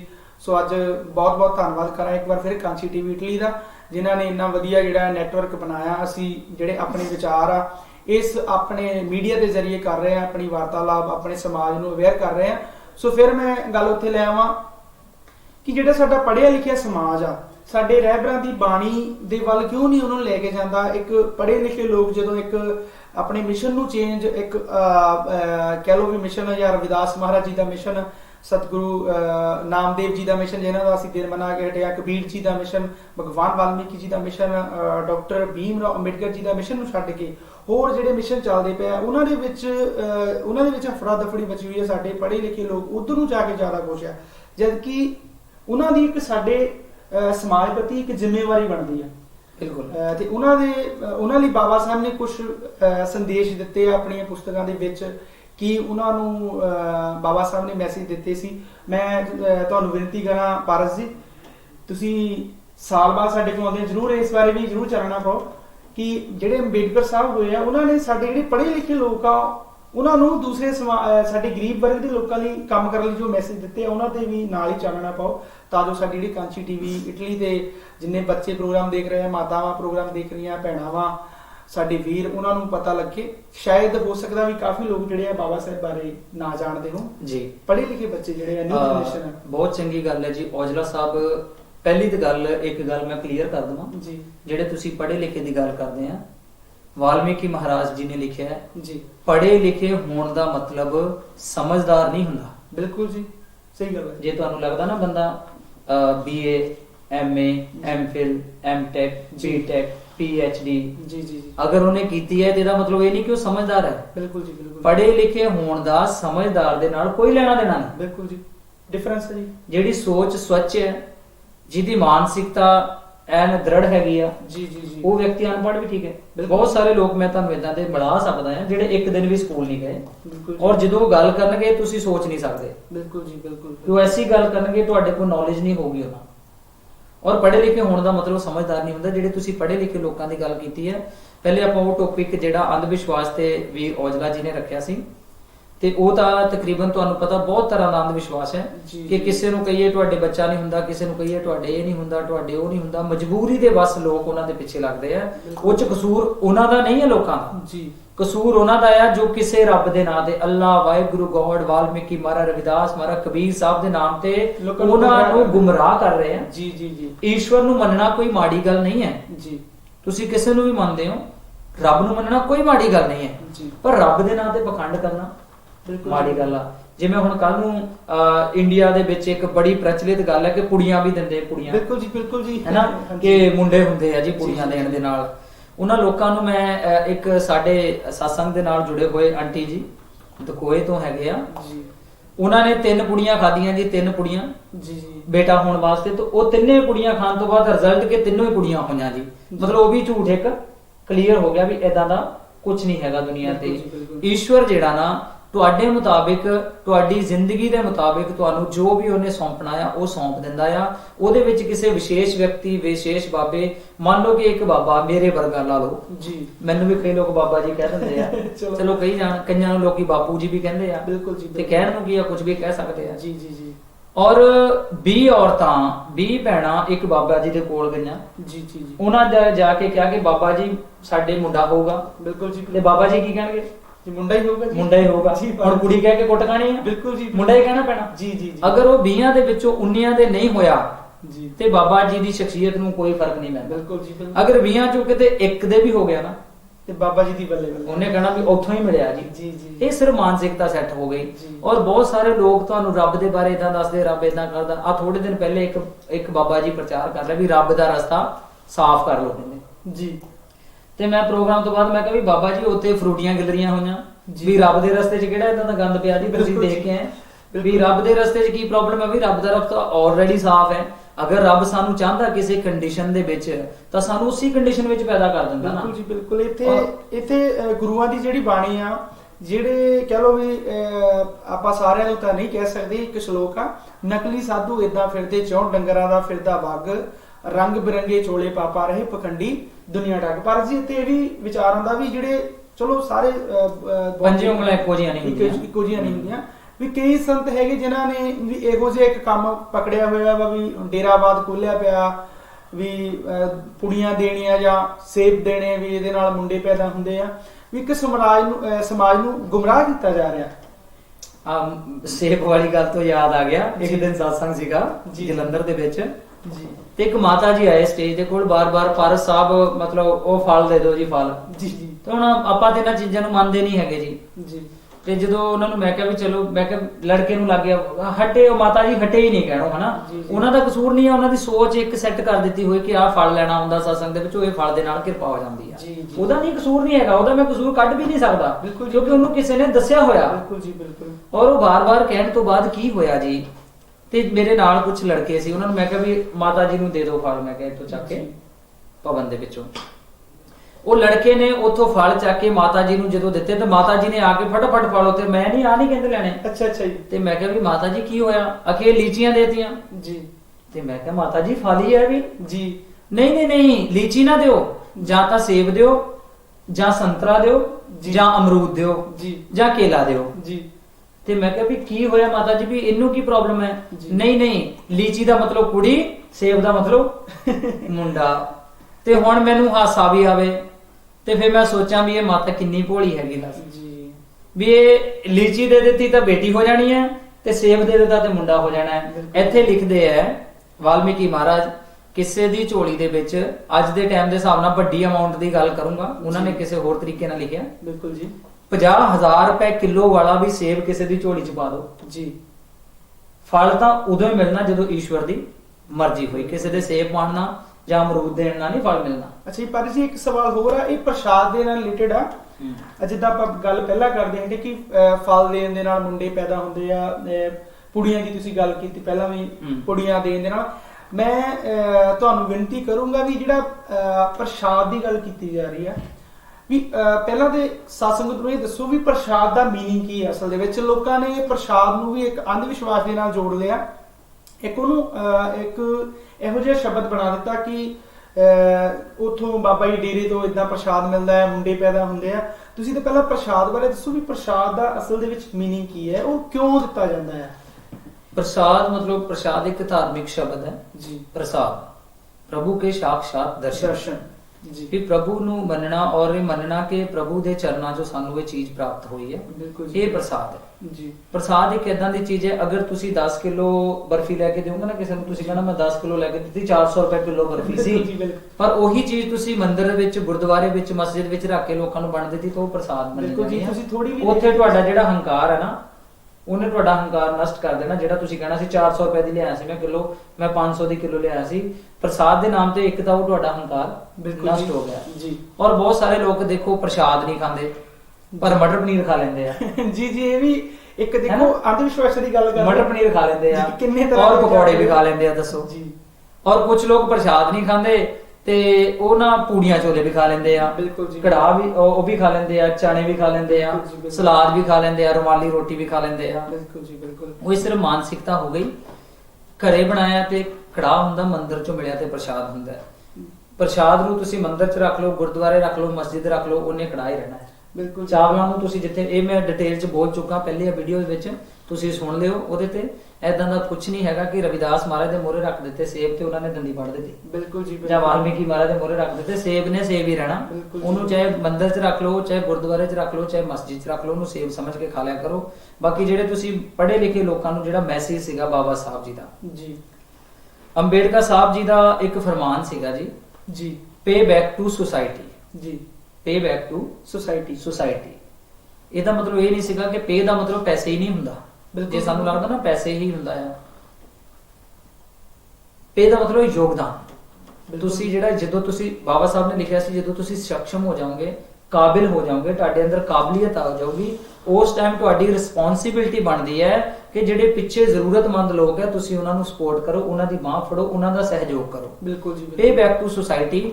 ਪੜਿਆ ਲਿਖਿਆ ਜਿਹੜਾ ਵਰਗ ਹੈ ਉਹ ਸਮਾਜ ਨੂੰ ਸਮਾਂ ਦੇਵੇ। ਔਰ ਜਿਹੜੀ ਤੁਸੀਂ ਪੜ੍ਹੇ ਲਿਖਿਆਂ ਦੀ ਗੱਲ ਕੀਤੀ, ਵਾਲਮੀਕੀ ਮਹਾਰਾਜ ਜੀ ਲਿਖਦੇ ਹੁੰਦੇ ਸੀ, ਲਿਖਿਆ ਉਹਨਾਂ ਨੇ ਕਿ ਪੰਜੇ ਉਂਗਲਾਂ ਇੱਕੋ ਜੀਆਂ ਨਹੀਂ ਹੁੰਦੀਆਂ।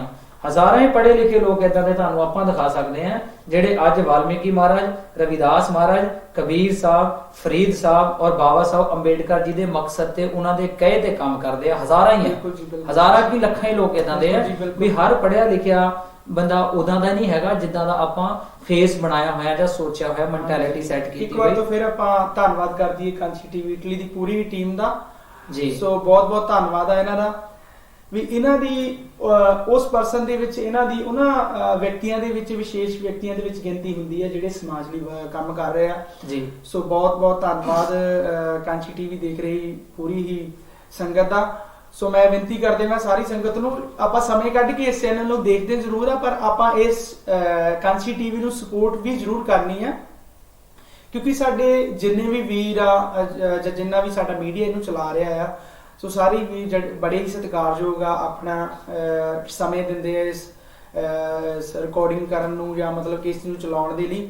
ਸੋ ਮੈਂ ਸਾਰਿਆਂ ਨੂੰ ਬੇਨਤੀ ਜ਼ਰੂਰ ਕਰਾਂ ਕਿ ਆਪਾਂ ਹੈਲਪ ਵੀ ਜ਼ਰੂਰ ਕਰਨੀ ਆ। ਔਰ ਫਿਰ ਆਪਾਂ ਉਸੇ ਟੌਪਿਕ ਤੇ ਆਈਏ ਜਿਹੜੇ ਭਾਰਤ ਜੀ ਜਿਹੜੀ ਗੱਲ ਕਰ ਰਹੇ ਆ ਸਾਡੇ ਸਮਾਜ ਦੀ, ਜਿਹੜੀ ਪੜ੍ਹੇ ਲਿਖੇ ਸਮਾਜ ਦੀ।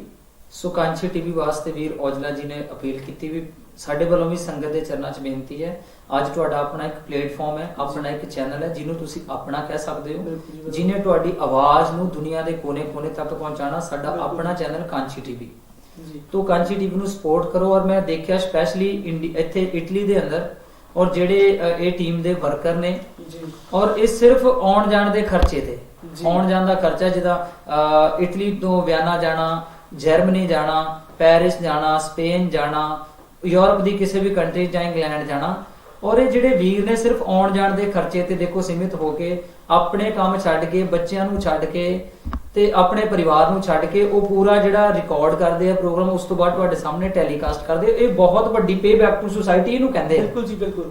ਇਹ ਬਾਬਾ ਸਾਹਿਬ ਜੀ ਦਾ ਜਿਹੜਾ ਫਰਮਾਨ ਸੀ ਨਾ, ਪੇ ਬੈਕ ਟੂ ਸੁਸਾਇਟੀ, ਇਹ ਉਹਦੇ ਵਿੱਚ ਆਉਂਦਾ ਆ, ਉਸ ਕੈਟਾਗਰੀ ਚ ਆਉਂਦਾ। ਸਮਾਜ ਨੂੰ ਟਾਈਮ ਦੇ, ਜਿਹੜਾ ਵਿਅਕਤੀ ਜੋ ਕਰ ਸਕਦਾ ਉਹ ਕਰੇ। ਸੋ ਕਾਂਚੀ ਟੀਵੀ ਇਹ ਕਰਮ ਕਰ ਰਹੀ ਹੈ ਤੇ ਵਧਾਈ ਦੇ ਪਾਤਰ ਹੈ। ਪ੍ਰਮਾਤਮਾ ਇਹਨਾਂ ਦੇ ਪਰਿਵਾਰਾਂ ਨੂੰ ਤੰਦਰੁਸਤ ਰੱਖੇ ਔਰ ਵੱਧ ਤੋਂ ਵੱਧ ਫਾਈਨੈਂਸ਼ਲੀ ਹੋ ਸਕੇ ਤਾਂ ਯੋਗਦਾਨ ਕਰੋ, ਅੱਗੇ ਤੋਂ ਅੱਗੇ ਪ੍ਰਮੋਟ ਕਰੋ, ਸਪੋਰਟ ਕਰੋ। ਚੈਨਲ ਹੋਰ ਵੀ ਹੈ ਸਮਾਜ ਦੇ, ਉਹਨਾਂ ਨੂੰ ਵੀ ਸਪੋਰਟ ਕਰੋ, ਪਰ ਕਾਂਚੀ ਟੀਵੀ ਨੂੰ ਵੀ ਸਪੋਰਟ ਕਰੋ, ਕਿਉਂਕਿ ਸਾਰੇ ਆਪਣੇ ਹੀ ਭੈਣ ਭਰਾ ਹੈਗੇ ਆ।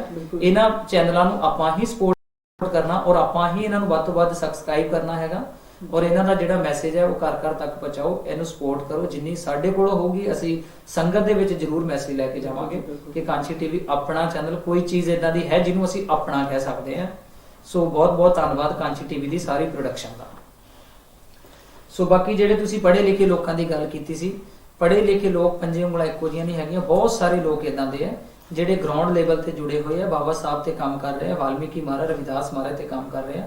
ਅਲੱਗ-ਅਲੱਗ ਕੰਟਰੀਆਂ ਦੇ ਵਿੱਚ ਪ੍ਰੋਗਰਾਮ ਹੁੰਦੇ ਔਰ ਸਾਨੂੰ ਬੁਲਾਇਆ ਜਾਂਦਾ ਹੈ, ਸਾਡਾ ਪ੍ਰੋਪਰ ਖਰਚਾ ਕੀਤਾ ਜਾਂਦਾ, ਸਾਨੂੰ ਆਪਣੇ ਪਰਿਵਾਰਾਂ ਵਿੱਚ ਰੱਖਿਆ ਜਾਂਦਾ ਹੈ। ਭਗਵਾਨ ਵਾਲਮੀਕੀ ਸਭਾ ਆਸਟਰੀਆ ਵਿਆਨਾ, ਭਗਵਾਨ ਵਾਲਮੀਕੀ ਸਭਾ ਅਨਕੋਨਾ, ਭਗਵਾਨ ਵਾਲਮੀਕੀ ਸਭਾ ਮਾਰ ਕੇ ਚੇਸਾ ਪਲੰਬੋ, ਇਟਲੀ ਦੀਆਂ ਸੰਗਤਾਂ ਦਾ ਬਹੁਤ ਬਹੁਤ ਧੰਨਵਾਦ। ਸਤਿਗੁਰੂ ਰਵਿਦਾਸ ਸਭਾ ਦੀਆਂ ਸਾਰੀਆਂ ਹੀ ਸੰਗਤਾਂ ਦਾ ਧੰਨਵਾਦ ਜਿਹੜੇ ਸਾਨੂੰ ਇੱਥੇ ਬੁਲਾਉਂਦੇ ਆ ਔਰ ਸਾਡੇ ਕੋਲੋਂ ਪ੍ਰੋਗਰਾਮ ਕਰਵਾਉਂਦੇ ਆ, ਸੰਗਤ ਨੂੰ ਮੈਸੇਜ ਆਉਂਦਾ। ਔਰ ਬਾਕੀ ਜਿਹੜੀ ਗੱਲ ਇੱਕ ਲਾਸਟ ਤੇ ਬੇਨਤੀ ਹੈ ਕਿ ਬੱਚੇ, ਠੀਕ ਹੈ ਕੁਝ ਪਰਿਵਾਰਾਂ ਦਾ ਨਹੀਂ ਕਸੂਰ, ਮੈਂ ਪਹਿਲੇ ਵੀ ਉਹ ਗੱਲ ਕਰ ਚੁੱਕਾ ਕਿ ਕਿਸੇ ਦਾ ਕੋਈ ਕਸੂਰ ਨਹੀਂ ਹੈਗਾ। ਜੋ ਸਾਡੇ ਬ੍ਰੇਨ 'ਚ ਸ਼ੁਰੂ ਤੋਂ ਪਾ ਦਿੱਤਾ ਗਿਆ ਉਹ ਸਾਡੇ ਬ੍ਰੇਨ 'ਚ ਪੈ ਚੁੱਕਾ ਹੋਇਆ। ਸਾਨੂੰ ਇੱਕ ਉਮੀਦ ਜਗਾ ਦਿੱਤੀ ਗਈ, ਰੱਬ ਨਾ ਕਰੇ ਕਿਸੇ ਦੇ ਬੱਚੇ ਨੂੰ ਕੋਈ ਪ੍ਰੋਬਲਮ ਹੋਵੇ ਨਾ, ਉਹਨੂੰ ਕੋਈ ਪੰਡਿਤ ਜਾਂ ਕੋਈ ਮੇਰੇ ਵਰਗਾ ਕਹੇ ਸਵੇਰੇ 2 ਵਜੇ ਉੱਠ ਕੇ ਪਤੀ ਪਤਨੀ ਨੇ ਪੂਰੇ ਮੁਹੱਲੇ ਦਾ ਪੂਰੇ ਕੱਪੜੇ ਉਤਾਰ ਕੇ ਮੁਹੱਲੇ ਦਾ ਗੇੜਾ ਕੱਢਣਾ, ਤਾਂ ਉਹ ਕੱਢਣਗੇ ਜੀ। ਪਰ ਜੀ ਇੱਕ ਦੁਪਹਿਰੇ ਵੀ ਕੱਢਣਗੇ, ਉਹਨਾਂ ਨੂੰ ਦੱਸਿਆ ਜਾਂਦਾ ਹੈ ਕਿ ਇਦਾਂ ਕਰਨਾ ਹੈ, ਉਹਨਾਂ ਦਾ ਨਹੀਂ ਕੋਈ ਕਸੂਰ। ਇੱਕ ਦੁਪਹਿਰ ਵੇਲੇ ਵੀ ਆਪਾਂ ਸੰਗਤ 'ਚ ਬੈਠੇ ਇੱਕ ਵਿਚਾਰ ਕਰ ਰਹੇ ਸੀ ਵੀ ਵਰਤ ਕਿਸੇ ਕੋਈ ਹੋਰ ਰੱਖ ਰਿਹਾ ਹੈ ਤੇ ਡਰਿੰਕ ਜਿਹੜੀ ਆ ਕਿਸੇ ਹੋਰ ਪਰਸਨ ਦੀ ਛੁਡਵਾਈ ਜਾ ਰਹੀ ਆ, ਇਹਦੇ ਤੇ ਵੀ ਥੋੜਾ ਵਿਚਾਰ ਕਰੋ ਵੀ ਇੰਨਾ ਅੰਧ ਵਿਸ਼ਵਾਸ ਸਾਡੇ ਸਮਾਜ ਦੇ ਵਿੱਚ ਜਦੋਂ ਸਾਡੀਆਂ ਮਾਤਾਵਾਂ ਭੈਣਾਂ ਜਾਂ ਮਤਲਬ ਕਿਸੇ ਹੋਰ ਵਰਗ ਦੀ ਜਾਂ ਕਿਸੇ ਹੋਰ ਸਮਾਜ ਦੀ ਸੰਗਤ ਕਰਦੇ ਜਾਂ ਸਾਡੇ ਪੜ੍ਹੇ ਲਿਖੇ ਜਿਹੜੇ ਵਿਅਕਤੀ ਆ ਉਹ ਕਿਸੇ ਸਮਾਜ ਦੀ ਹੋਰ ਕਿਸੇ ਵਿਸ਼ੇਸ਼ ਸਮਾਜ ਜਾਂ ਵਰਗ ਦੀ ਸੰਗਤ ਕਰਦੇ ਆ, ਉਹਨਾਂ ਨੂੰ ਉਹਦੇ ਵਿੱਚ ਇਦਾਂ ਦੀਆਂ ਜਿਹੜੀਆਂ ਕਹਿ ਲਓ ਵੀ ਸਲਾਹਾਂ ਦਿੱਤੀਆਂ ਜਾਂਦੀਆਂ ਵੀ ਤੁਸੀਂ ਇਦਾਂ ਜ਼ਰੂਰ ਕਰੋ, ਉਹ ਵੀ ਤੇ ਇੱਕ ਨਿਰਾ ਅੰਧ ਵਿਸ਼ਵਾਸ ਹੀ ਹੈ ਜੀ। ਅੰਧ ਵਿਸ਼ਵਾਸ ਤਾਂ ਹੈ, ਪਰ ਜਿਹੜੇ ਲੋਕਾਂ ਨੂੰ ਇੱਕ ਉਮੀਦ ਦਿੱਤੀ ਜਾਂਦੀ ਹੈ ਉਹਨਾਂ ਵਾਸਤੇ ਆਪਾਂ ਅੰਧ ਵਿਸ਼ਵਾਸ ਨਹੀਂ ਕਹਿ ਸਕਦੇ, ਉਹਨਾਂ ਦੀ ਇੱਕ ਉਮੀਦ ਹੁੰਦੀ ਹੈ। ਕਿਉਂਕਿ ਪਰੇਸ਼ਾਨ ਜਿਹੜਾ ਤਕਲੀਫ ਚ ਹੋਵੇ ਉਹੀ ਹਸਪੀਟਲ ਜਾਂਦਾ, ਤੰਦਰੁਸਤ ਬੰਦਾ ਕਦੇ ਨਹੀਂ ਜਾਂਦਾ। ਬਿਲਕੁਲ ਜੀ, ਇਹ ਕਸੂਰ ਉਹਨਾਂ ਲੋਕਾਂ ਦਾ ਹੈ ਜਿਹੜੇ ਇਹਨਾਂ ਲੋਕਾਂ ਦੀ ਫੀਲਡ ਨੂੰ ਮਿਸਯੂਜ਼ ਕਰਦੇ ਆ, ਬਿਲਕੁਲ ਜੀ, ਬਿਲਕੁਲ। ਜਿਹੜੇ ਇਹਨਾਂ ਲੋਕਾਂ ਨੂੰ ਗੁੰਮਰਾਹ ਕਰਦੇ ਆ ਔਰ ਸਹੀ ਗਾਈਡ ਨਹੀਂ ਕਰਦੇ। ਹੁਣ ਨਾਰਮਲ ਜੀ ਜਿਹੜੀ ਗੱਲ ਹੈ ਕਿ ਸਾਡੇ ਸ਼ਾਹਕੋਟ ਦੇ ਵਿੱਚ ਇੱਕ ਡਾਕਟਰ ਸਾਹਿਬ ਹੈਗੇ ਸਾਡੀ ਟੀਮ ਦੇ ਨਾਲ ਕੰਮ ਕਰਦੇ। ਬਿਲਕੁਲ ਜੀ। ਲਾਸਟ ਮੰਥ ਆਪਾਂ ਉਹਨਾਂ ਦੇ ਕਲੀਨਿਕ ਤੇ ਗਏ ਜੀ, ਤੇ ਉੱਥੇ ਉਹਨਾਂ ਨੂੰ ਇੱਕ ਫੋਨ ਆਇਆ ਕਿਸੇ ਬੰਦੇ ਦਾ, ਜਿਹੜੀ ਤੁਸੀਂ ਗੱਲ ਕੀਤੀ ਜੀ, ਉਹ ਰੋਜ਼ਿਆਂ ਦੀ ਜਾਂ ਵਰਤ ਦੀ, ਬੰਦੇ ਦਾ ਫੋਨ ਆਇਆ ਤੇ ਉਹਨੇ ਅਪਾਇੰਟਮੈਂਟ ਸੈੱਟ ਕੀਤੀ ਕਿ ਮੈਂ ਡਾਕਟਰ ਸਾਹਿਬ ਤੁਹਾਨੂੰ ਮਿਲਣ ਆ ਰਿਹਾ। ਜੀ। ਜਦੋਂ ਉਹ ਬੰਦਾ ਮਿਲਣ ਵਾਸਤੇ ਆਇਆ, ਮੈਨੂੰ ਡਾਕਟਰ ਸਾਹਿਬ ਨੇ ਦੱਸਿਆ ਵੀ ਇਦਾਂ ਇਹਦੇ ਬੇਟੇ ਨੂੰ ਪ੍ਰੋਬਲਮ ਹੈ, ਮਿਰਗੀ ਆ ਉਹਨੂੰ, ਹੋਰ ਵੀ ਕਾਫੀ ਪ੍ਰੋਬਲਮ ਹੈਗੀਆਂ, ਇਹਦਾ ਬਾਪ ਜਿਹੜਾ ਉਹਦੇ ਵਾਸਤੇ ਰੋਜ਼ੇ ਰੱਖ ਰਿਹਾ। ਬਿਲਕੁਲ ਜੀ। ਹੁਣ ਇੱਥੇ ਉਹਦੇ ਬਾਪ ਦਾ ਵੀ ਕਸੂਰ ਨਹੀਂ ਹੈਗਾ, ਮੈਂ ਉਹਦੇ ਬਾਪ ਦਾ ਕਸੂਰ ਨਹੀਂ ਕੱਢਦਾ। ਬਿਲਕੁਲ। ਕਿਸੇ ਨੇ ਉਹਦੇ ਬਾਪ ਨੂੰ ਕਿਹਾ ਕਿ ਤੂੰ ਏਦਾਂ ਕਰ, ਤੂੰ ਵਿਚਾਰਾ ਕਰਨ ਲੱਗ ਗਿਆ, ਉਹਦੀ ਮਜਬੂਰੀ ਹੈਗੀ ਆ। ਬਿਲਕੁਲ ਜੀ, ਬਿਲकुल। ਉਸ ਤੋਂ ਬਾਅਦ ਵਾਲਮੀਕੀ ਮਹਾਰਾਜ ਇੱਥੇ ਲਿਖਦੇ ਆ ਸਭ ਤੋਂ ਵੱਡਾ ਪਾਪ, ਜੇ ਤੁਸੀਂ ਜ਼ਿੰਦਗੀ 'ਚ ਸਭ ਤੋਂ ਵੱਡਾ ਪਾਪ ਕੀਤਾ ਉਹ ਕੀ ਹੈ? ਭੈ, ਡਰ। ਕਿਸੇ ਦੇ ਮਨ 'ਚ ਭੂਤ ਪ੍ਰੇਤ ਦੇਵੀ ਪੀਰ ਜਾਂ ਕਿਸੇ ਹਥਿਆਰ ਪ੍ਰਤੀ ਡਰ ਪੈਦਾ ਕਰਨਾ ਹੀ ਦੁਨੀਆ ਤੇ ਸਭ ਤੋਂ ਵੱਡਾ ਪਾਪ ਹੈ। ਔਰ ਪਾਪੀ ਉਹ ਹੈ ਜਿਹਨੇ ਉਹਨੂੰ ਏਦਾਂ ਕਰਨ ਵਾਸਤੇ ਕਿਹਾ, ਉਹ ਕਰਨ ਵਾਲਾ ਨਹੀਂ ਪਾਪੀ ਹੈਗਾ, ਉਹਦੇ ਕੋਲ ਕਰਵਾਉਣ ਵਾਲਾ ਪਾਪੀ ਹੈ। ਔਰ ਉਹ ਜਦੋਂ ਉੱਥੇ ਆਏ ਤਾਂ ਮੈਂ ਡਾਕਟਰ ਸਾਹਿਬ ਨੂੰ ਕਿਹਾ ਵੀ 2-4 ਗੱਲਾਂ ਦਸੀਆਂ ਵੀ ਇਹਨਾਂ ਨੂੰ ਏਦਾਂ ਕਿਉਂ ਜੀ। ਜਦੋਂ ਆਪਣੇ ਬੇਟੇ ਨੂੰ ਲੈ ਕੇ ਡਾਕਟਰ ਸਾਹਿਬ ਦੇ ਕਲੀਨਿਕ ਆਏ ਤਾਂ ਡਾਕਟਰ ਸਾਹਿਬ ਉਹਨਾਂ ਨੂੰ ਕਹਿੰਦੇ ਜੀ ਤੁਸੀਂ ਪਿੱਛੇ ਆ ਜਾਓ ਅੰਕਲ ਜੀ। ਪਿੱਛੇ ਉਹਨਾਂ ਨੇ ਇੱਕ ਰੂਮ ਬਣਾਇਆ ਹੁੰਦਾ ਸੈਪਰੇਟ ਜੀ, ਉੱਥੇ ਇੱਕ ਬੈੱਡ ਲਗਾਇਆ ਹੁੰਦਾ ਜਿੱਥੇ ਇੰਜੈਕਸ਼ਨ ਵਗੈਰਾ ਲਾਉਂਦੇ ਆ। ਕਹਿੰਦੇ ਅੰਕਲ ਜੀ ਦਵਾਈ ਵਗੈਰਾ ਲਿਆ, ਇੱਥੇ ਕਹਿੰਦੇ ਤੁਸੀਂ ਲੇਟ ਜਾਓ। ਤੇ ਉਹ ਅੰਕਲ ਜੀ ਉੱਥੇ ਲੇਟ ਗਏ। ਕਹਿੰਦੇ ਅੰਕਲ ਜੀ ਹੁਣ ਤੁਸੀਂ ਇੱਕ ਸਾਈਡ ਤੋਂ ਥੋੜੀ ਆਪਣੀ ਜਿਹੜੀ ਪੈਂਟ ਨਾ ਨੀਚੇ ਕਰ ਲਓ। ਬਿਲਕੁਲ ਜੀ। ਤੇ ਉਹ ਅੰਕਲ ਜੀ ਜਿਹੜੇ ਸੀ ਪੁੱਛਣ ਲੱਗੇ ਡਾਕਟਰ ਸਾਹਿਬ ਵੀ ਮੈਂ ਪੈਂਟ ਨੀਚੇ ਕਿਉਂ ਕਰਾਂ, ਕੀ ਹੋਇਆ? ਤੇ ਉਹ ਡਾਕਟਰ ਸਾਹਿਬ ਕਹਿੰਦੇ ਜੀ 3 ਇੰਜੈਕਸ਼ਨ ਲੱਗਣੇ, 3 ਟੀਕੇ ਲੱਗਣੇ ਇਕੱਠੇ। ਬਿਲਕੁਲ ਜੀ। ਤੇ ਉਹ ਤੁਹਾਡੇ ਲਾਣੇ ਹੈਗੇ ਜੀ। ਤੇ ਉਹ ਅੰਕਲ ਜੀ ਕਹਿੰਦੇ ਵੀ ਮੇਰੇ ਟੀਕੇ ਕਿਉਂ ਲਾਣੇ ਆ? ਬਿਮਾਰ ਤਾਂ ਮੇਰਾ ਬੇਟਾ, ਬਿਮਾਰੀ ਤਾਂ ਮੇਰੇ ਬੇਟੇ ਨੂੰ ਹੈ, ਵੀ ਮੇਰੇ ਟੀਕੇ ਕਾਹਤੋਂ ਲਾਣੇ ਹੈਗੇ? ਤੇ ਡਾਕਟਰ ਸਾਹਿਬ ਕਹਿੰਦੇ ਵੀ ਅੰਕਲ ਜੀ ਅਗਰ ਤੁਹਾਡੇ ਰੋਜ਼ੇ ਰੱਖਣ ਨਾਲ ਤੁਹਾਡਾ ਬੇਟਾ ਠੀਕ ਹੋ ਸਕਦਾ ਹੈ, ਬਿਲਕੁਲ ਜੀ, ਬਿਲਕੁਲ, ਤੇ ਤੁਹਾਡੇ ਟੀਕੇ ਲੱਗਣ ਨਾਲ ਤੁਹਾਡਾ ਬੇਟਾ ਠੀਕ ਕਿਉਂ ਨਹੀਂ ਹੋ ਸਕਦਾ? ਵੀ ਟੀਕੇ ਵੀ ਤੁਸੀਂ ਲਵਾ ਲਓ ਕਿਤੇ। ਬਿਲਕੁਲ ਜੀ, ਬਿਲਕੁਲ, ਬਿਲਕੁਲ ਜੀ। ਫਿਰ ਉਹ ਅੰਕਲ ਜੀ ਨੂੰ ਛੋਟੀ ਜੀ ਗੱਲ ਵਿੱਚ ਸਮਝ ਆ ਗਈ ਤਾਂ ਫਿਰ ਉਹਨਾਂ ਨੇ ਕਿਹਾ ਆਪਣਾ ਨਾਮ ਲਿਆ ਕਿ ਉਹ ਪਾਰਸ ਜੀ ਆਏ ਹੋਏ, ਤੁਸੀਂ ਮਿਲੋ ਉਹਨਾਂ ਨੂੰ ਜੀ। ਤੇ ਪਿੱਛੇ ਆਪਾਂ ਬੈਠੇ ਉਹਨਾਂ ਨੂੰ ਮਿਲੇ, ਫਿਰ ਅੰਕਲ ਜੀ ਨੂੰ ਸਮਝਾਇਆ ਤਰੀਕੇ ਨਾਲ, ਅੰਕਲ ਜੀ ਵੀ ਜੇ ਤੁਹਾਡੇ ਟੀਕੇ ਲੱਗਣ ਨਾਲ ਤੁਹਾਡਾ ਬੇਟੇ ਤੇ ਅਸਰ ਨਹੀਂ ਹੁੰਦਾ ਤਾਂ ਫਿਰ ਤੁਹਾਡੇ ਰੋਜ਼ੇ ਰੱਖਣ ਨਾਲ ਤੁਹਾਡੇ ਬੇਟੇ ਤੇ ਕਿੱਦਾਂ ਅਸਰ ਹੋ ਸਕਦਾ? ਇਸ ਕਰਕੇ ਪ੍ਰੋਪਰ ਤੁਸੀਂ ਅੱਛੇ ਡਾਕਟਰ ਨੂੰ ਦਿਖਾਓ, ਅੱਛੇ ਡਾਕਟਰ ਦੀ ਸਲਾਹ ਲਓ, ਉਹਨੂੰ ਮਿਲੋ, ਪ੍ਰੋਪਰ ਜਿਹੜੀ ਬਿਮਾਰੀ ਹੈ ਉਹਦੇ ਬਾਰੇ ਜਾਣਕਾਰੀ ਰੱਖੋ, ਉਹਦਾ ਇਲਾਜ ਕਰਾਓ, ਤੁਹਾਡਾ ਬੇਟਾ ਠੀਕ ਹੋ ਜਾਣਾ। ਅੱਛਾ ਜੀ ਪਾਰਸ ਜੀ, ਇੱਥੇ ਇੱਕ ਹੋਰ ਆਪਾਂ ਗੱਲ ਤੇ ਵਿਚਾਰ ਕਰ ਲਈਏ ਸਮੇਂ ਦੇ ਹਿਸਾਬ ਨਾਲ। ਜਿਹੜੀ ਸੰਗਤ ਹੈ ਉਹ ਇਸ ਚੀਜ਼ ਨੂੰ ਬਹੁਤ ਜ਼ਿਆਦਾ ਮਾਇਨੇ ਰੱਖਦੀ ਹੈ, ਕਿਉਂਕਿ ਜਦੋਂ ਕੋਈ ਨਾ ਕੋਈ ਅੰਧ ਵਿਸ਼ਵਾਸ ਸਾਡੇ 'ਚ ਪੈਦਾ ਹੁੰਦਾ ਨਾ, ਉਹਦਾ ਕਾਰਨ ਇਹੀ ਹੁੰਦਾ ਵੀ ਉਹ ਗੱਲ ਜਾਂ ਮਤਲਬ ਕਿ ਉਹ ਕੋਈ ਵੀ ਜਿਹੜਾ ਅੰਧ ਵਿਸ਼ਵਾਸ ਦਾ ਕਾਰਨ ਆ ਉਹ ਕੋਈ ਨਾ ਕੋਈ ਗੱਲਬਾਤ ਜਿਹੜੀ ਤੁਰ ਕੇ ਆਉਂਦੀ ਉਹ ਕਿਸੇ ਨਾ ਕਿਸੇ ਵਿਅਕਤੀ ਨੇ ਗੱਲ ਦੇ ਵਿੱਚ ਕਹਿ ਲਓ ਫੂਕ ਮਾਰਨ ਵਾਲਾ ਹਿਸਾਬ ਹੁੰਦਾ ਹੈ ਇੱਕ, ਤੇ ਉਹ ਬਹੁਤ ਜ਼ਿਆਦਾ ਪ੍ਰਭਾਵਿਤ ਕਰਦੀ ਹੈ। ਸੋ ਤੁਸੀਂ ਸਾਡੇ ਸਮਾਜ ਨੂੰ, ਆਪਣੇ ਸਮਾਜ ਨੂੰ ਇੱਕ ਮੈਸੇਜ ਦਿਓ ਵੀ ਸਾਨੂੰ ਜਿਹੜੀ ਚਤੁਰ ਲੋਕਾਂ ਦੀ ਸੰਗਤ ਨਹੀਂ ਕਰਨੀ ਚਾਹੀਦੀ। ਜਿਹੜੇ ਚਤੁਰ ਲੋਕ ਸਾਨੂੰ ਆਪਣੇ ਡੇਰਾਵਾਦ ਦੇ ਵਿੱਚ ਫਸਾਉਂਦੇ ਆ, ਜਾਂ ਮਤਲਬ ਕਿ ਜਾਂ ਨਾਰੀਅਲ ਵਗੈਰਾ ਨਦੀਆਂ ਦੇ ਵਿੱਚ ਵਹਾਣੇ, ਉਹ ਦੁਕਾਨਦਾਰੀਆਂ ਤਾਂ ਸਾਰੀਆਂ ਤੁਹਾਨੂੰ ਪਤਾ ਸਾਰੇ ਆਪਣੇ ਉਹਨਾਂ ਦੀਆਂ ਆਪਣੀਆਂ ਹੀ ਆ ਹਨਾ, ਜਾਂ ਉਹਨੂੰ ਧਾਗੇ ਤਵੀਤ ਦੇਣੇ ਜਾਂ ਤੇਲ ਚੜਵਾਉਣਾ। ਕਿਉਂਕਿ ਆਪ ਕਈ ਤੁਸੀਂ ਇੰਡੀਆ ਤੋਂ ਆਏ ਹੋ ਨਾ, ਕਾਫੀ ਘਰ ਏਦਾਂ ਦੇ ਆ ਵੀ ਜਿਨ੍ਹਾਂ ਨੇ ਘਰਾਂ ਦੇ ਵਿੱਚ ਜਿਹੜਾ ਖਾਣ ਪਕਾਉਣ ਲਈ ਜਿਹੜਾ ਆ ਕਹਿ ਲਓ ਵੀ ਸਮਾਨ ਜਿਹੜਾ ਆ ਉਹ ਔਨ ਦਾ ਡੇ ਲਿਆ ਜਾਂਦਾ, ਮਤਲਬ ਕਿ ਉਸ ਦਿਨ ਹੀ ਲਿਆ ਜਾਂਦਾ ਵੀ ਇਹਨਾਂ ਖਾ ਲਿਓ, ਜਿੰਨਾ ਕਮਾਣਾ ਉਹਨਾਂ ਖਾਣਾ। ਤੇ ਉਹ ਸਾਡੇ ਸਮਾਜ ਦੇ ਲੋਕਾਂ ਨੂੰ ਇੱਥੋਂ ਤੱਕ ਮਜਬੂਰ ਕੀਤਾ ਜਾਂਦਾ ਕਿ ਉਹ ਆਪ ਤਾਂ ਉਹਨਾਂ ਘਰੇ ਸਮਾਨ ਨਹੀਂ ਲਿਆ ਕੇ ਖਾ ਪਾਉਂਦੇ, ਜਾਂ ਤੇਲ ਕਹਿ ਲਓ ਵੀ ਕਹਿਣਾ ਇੱਕ ਤੇਲ ਦੀ ਬੋਤਲ ਤੁਸੀਂ ਇੱਥੇ ਚਾੜਨੀ ਹੈ ਜਾਂ ਇੱਥੇ ਵਹਾ ਕੇ ਆਣੀ ਆ। ਤੇ ਉਹਦੇ ਪ੍ਰਤੀ ਜਿਹੜੀ ਸੰਗਤ ਜਿਹੜੀ ਹੋ ਰਹੀ ਹੈ ਉਹ ਸਾਡੇ ਲੋਕਾਂ ਦਾ ਜਿਹੜੇ ਮਤਲਬ ਕਿ ਪੜ੍ਹੇ ਲਿਖੇ ਕਹਿ ਲਓ ਵੀ ਪਿੰਡਾਂ ਦੇ ਵਿੱਚ ਲੋਕ ਵਸ ਰਹੇ, ਜੇ ਕੋਈ ਸਾਡਾ ਸਮਾਜ ਅੰਧ ਵਿਸ਼ਵਾਸ ਦੇ ਵਿੱਚ ਫਸਦਾ ਤੇ ਉਹਨਾਂ ਨੂੰ ਇੱਕ ਮਤਲਬ ਕਿ ਇੱਕ ਸਮਾਜ ਪ੍ਰਤੀ ਜਿਹੜੀ ਸੋਚ ਵਿਚਾਰ ਆ, ਸਾਡੀ ਗਰੀਬ ਵਰਗ ਆ, ਉਹਨਾਂ ਦੇ ਪ੍ਰਤੀ ਤੁਸੀਂ ਕੋਈ ਮੈਸੇਜ ਦਿਓ ਸਮਾਜ ਨੂੰ ਵੀ ਸਮਾਜ ਜਦੋਂ ਇਦਾਂ ਦੀ ਸੰਗਤ ਦੇ ਵਿੱਚ ਫਸਦਾ ਹੈ ਤੇ ਉਹਨਾਂ ਨੂੰ ਕਿਹੋ ਜਿਹੀ ਸੰਗਤ ਕਰਨੀ ਚਾਹੀਦੀ ਹੈ? ਸੰਗਤ ਤਾਂ ਪਹਿਲੇ ਨੰਬਰ ਤੇ ਜੀ ਉਹਨਾਂ ਨੂੰ ਲੌਜੀਕ ਤੇ ਜੀਣਾ ਚਾਹੀਦਾ ਵੀ ਏਦਾਂ ਦੇਖੋ, ਰੱਬ ਕਿਸੇ ਦੀ ਮਾਸੀ ਦਾ ਮੁੰਡਾ ਨਹੀਂ ਹੈਗਾ ਕਿ ਰੱਬ ਕਿਸੇ ਦੇ ਵਿੱਚ ਆ ਕੇ ਤੁਹਾਨੂੰ ਕਹਿ ਰਿਹਾ ਕਿ ਮੈਂ ਏਦਾਂ ਚਾਹੁੰਦਾ ਹਾਂ। ਥੋੜੇ ਦਿਨ ਪਹਿਲੇ ਵਾਲਮੀਕੀ ਮਹਾਰਾਜ ਦਾ ਪ੍ਰਗਟ ਦਿਵਸ ਚੱਲ ਰਿਹਾ ਸੀ, ਅੱਜ ਵੀ ਚੱਲ ਰਿਹਾ ਜੀ। ਇੰਡੀਆ ਦੇ ਵਿੱਚ ਮੈਨੂੰ ਇੱਕ ਭੈਣ ਮਿਲੀ, ਮੈਨੂੰ ਕਹਿੰਦੇ ਜੀ ਫਲਾਣੇ ਦਿਨ ਨੂੰ ਨਾ ਸਾਡੇ ਲੰਗਰ ਹੈ ਜੀ ਪਾਰਸ ਜੀ, ਤੁਸੀਂ ਜਰੂਰ ਆਇਓ। ਬਿਲਕੁਲ ਜੀ। ਤੇ ਜਦੋਂ ਆਪਾਂ ਉਹਨਾਂ ਦੇ ਮੇਰੇ ਕੋਲ ਟਾਈਮ ਸੀਗਾ, ਮੈਨੂੰ ਲੱਗਾ ਕਿ ਅਗਰ ਕਿਸੇ ਨੂੰ ਮੇਰੇ ਜਾਣ ਨਾਲ ਖੁਸ਼ੀ ਮਿਲਦੀ ਤਾਂ ਮੈਨੂੰ ਜਾਣਾ ਚਾਹੀਦਾ ਜੀ। ਔਰ ਆਪਾਂ ਫ੍ਰੀ ਸੀਗੇ, ਆਪਾਂ ਉਹਨਾਂ ਦੇ ਘਰ ਚਲੇ ਗਏ। ਜਦੋਂ ਭੈਣ ਜੀ ਦੇ ਘਰ ਗਏ ਤਾਂ ਉਹਨਾਂ ਦੇ ਚੁਬਾਰੇ ਤੇ ਲੋਕੀ ਚੜੀ ਜਾ ਰਹੇ, ਬਹੁਤ ਸਾਰੇ ਰੱਛ ਪੈ ਗਿਆ। 2 ਲੜਕੇ ਆਏ ਮੈਨੂੰ ਆ ਕੇ ਕਹਿੰਦੇ ਵੀ ਭਾਰਤ ਸਾਹਿਬ ਵੀ ਤੁਸੀਂ ਇੱਥੇ ਕਿੱਦਾਂ ਜੀ? ਬਿਲਕੁਲ ਜੀ। ਤੇ ਮੈਂ ਕਿਹਾ ਜੀ ਇਹ ਭੈਣ ਜੀ ਨੇ ਮੈਨੂੰ ਕਿਹਾ ਸੀ ਵੀ ਸਾਡੇ ਘਰ ਲੰਗਰ ਹੈ ਤੇ ਤੁਸੀਂ ਇੱਥੇ ਆਇਓ ਤੇ ਆਪਾਂ ਇਹਨਾਂ ਦੇ ਲੰਗਰ ਦਾ ਕਰਕੇ ਆਏ ਆ। ਉਹ ਲੜਕੇ ਨੇ ਮੈਨੂੰ ਇਹ ਦੱਸਿਆ ਵੀ ਇਹ ਭੈਣ ਜੀ ਤਾਂ ਚੌਂਕੀ ਲਾਉਂਦੇ ਆ ਜੀ। ਅੱਛਾ ਜੀ। ਹਾਂਜੀ, ਚੌਂਕੀ ਲਾਉਂਦੇ ਆ, ਇਸ ਕਰਕੇ ਇਹ ਸੰਗਤ ਇੱਥੇ ਆ ਰਹੀ ਹੈ ਜੀ। ਤੇ ਮੈਂ ਤੇ ਚਲੋ ਹੁਣ ਗਿਆ ਸੀ, ਉਹਨਾਂ ਨੇ ਮੈਨੂੰ ਕਦਰ ਦੇ ਨਾਲ, ਪਿਆਰ ਦੇ ਨਾਲ ਕਿਹਾ ਸੀ, ਮਾਣ ਦੇ ਨਾਲ। ਥੋੜੀ ਦੇਰ ਬਾਅਦ ਹੋਈ ਤਾਂ ਚੌਂਕੀ ਸ਼ੁਰੂ ਹੋ ਗਈ ਜੀ। ਜੀ। ਚੌਂਕੀ ਸ਼ੁਰੂ ਹੋ ਗਈ ਤਾਂ ਭੈਣ ਮੇਰੀ ਨੇ ਆਪਣਾ ਕੰਮ ਸ਼ੁਰੂ ਕਰ ਦਿੱਤਾ। ਅੰਦਰੋਂ ਹੀ ਉਹ ਕੱਪੜੇ ਆਪਣੇ ਪਾ ਕੇ, ਬਾਲ ਵੀ ਖੁੱਲੇ ਛੱਡ ਕੇ ਆਏ ਵੀ ਹੋ ਸਕਦਾ ਮੇਰੇ ਕੋਈ ਬਾਲ ਬਾਅਦ ਚ ਨਾ ਖੋਲੇ। ਬਿਲਕੁਲ ਜੀ, ਬਿਲਕੁਲ। ਤੇ ਵਾਈ ਬਾਲ ਖੋਲ ਕੇ ਜੀ। ਜੀ ਜੀ ਜੀ। ਥੋੜੀ ਦੇਰ ਬਾਅਦ ਜਦੋਂ ਢੋਲਕੀ ਵੱਜੀ ਤਾਂ ਭੈਣ ਮੇਰੀ ਉਹ ਕਰਨ ਲੱਗੀ ਆਪਣਾ ਕੰਮ ਜੋ ਕਿ ਉਹਨੇ ਕਰਨਾ ਸੀ। ਅੱਛਾ ਜੀ, ਬਿਲਕੁਲ ਜੀ। 5 ਮਿੰਟ ਬਾਅਦ ਜਦੋਂ ਮਾਹੌਲ ਜਿਹਾ ਬਣ ਗਿਆ, ਭੈਣ ਨੇ ਆਵਾਜ਼ ਦਿੱਤੀ ਅੱਖਾਂ ਬੰਦ ਕਰਕੇ, ਕਹਿੰਦੀ ਪੂਜਾ ਖੜੀ ਹੋ ਜਾਓ। ਅੱਛਾ ਜੀ। ਸੰਗਤ ਬੈਠੀ ਸੀ ਜੀ। ਕੀ ਕਹਿੰਦੀ ਭੈਣ? ਪੂਜਾ ਖੜੀ ਖੜੀ ਹੋ ਜਾਓ। ਹੁਣ ਜਦੋਂ ਉਹਨੇ ਇੰਨੀ ਗੱਲ ਕਹੀ ਸੰਗਤ ਨੂੰ, ਉੱਥੇ 5 ਪੂਜਾ ਖੜੀਆਂ ਹੋ ਗਈਆਂ। ਜੀ ਜੀ। ਪੂਜਾ ਨੰਬਰ 1, ਪੂਜਾ ਨੰਬਰ 2, ਪੂਜਾ ਨੰਬਰ 3, ਪੂਜਾ ਨੰਬਰ 4, ਪੂਜਾ ਨੰਬਰ 5। ਹੁਣ ਪੂਜਾ ਕਾਮਨ ਸ਼ਬਦ ਹੈਗਾ, ਬਿਲਕੁਲ ਜੀ। ਕਾਮਨ ਜਿਹਾ ਨਾਮ ਹੈ। 100 ਲੋਕ ਬੈਠੇ, ਵਿੱਚੋਂ 1-2 ਦਾ ਪੂਜਾ ਹੋਣੀਆਂ ਹੀ ਹੋਣੀਆਂ। ਬਿਲਕੁਲ ਜੀ, ਬਿਲਕੁਲ। ਹੈ ਨਾ? ਉੱਥੇ 5 ਪੂਜਾ ਖੜੀਆਂ ਹੋ ਗਈਆਂ। ਚਲੋ ਪੂਜਾ ਦਾ ਮਸਲਾ ਹੱਲ ਹੋਇਆ। 5 ਮਿੰਟ ਬਾਅਦ ਦੁਬਾਰਾ ਭੈਣ ਬੋਲੀ ਜੀ। ਕਹਿੰਦੀ ਰਵੀ ਖੜਾ ਹੋ ਜਵੇ ਜੀ। ਹੁਣ ਉੱਥੇ ਫਿਰ 3 ਰਵੀ ਖੜੇ ਹੋ ਗਏ। ਫਿਰ 3 ਰਵੀ। ਹੁਣ ਰਵੀ 1, ਰਵੀ 2, ਰਵੀ 3। ਹੁਣ ਉਦੋਂ ਬਾਅਦ ਮੇਰੀ ਜਿਹੜੀ ਬਰਦਾਸ਼ਤ ਦੀ ਹੱਦ ਸੀ ਖਤਮ ਹੋ ਗਈ। ਆਪਾਂ ਭੈਣ ਜੀ ਦੇ ਕੋਲ ਗਏ। ਮੈਂ ਕਿਹਾ ਭੈਣ ਕਿਹੜੇ ਚੱਕਰਾਂ 'ਚ ਪਈ ਹੋਈ, ਨਾਲ ਇਹਨਾਂ ਨੂੰ ਵਿਚਾਰਿਆਂ ਨੂੰ ਪਾਈ ਜਾਣੀ, ਭੋਲੇ ਭਾਲੇ ਲੋਕਾਂ ਨੂੰ।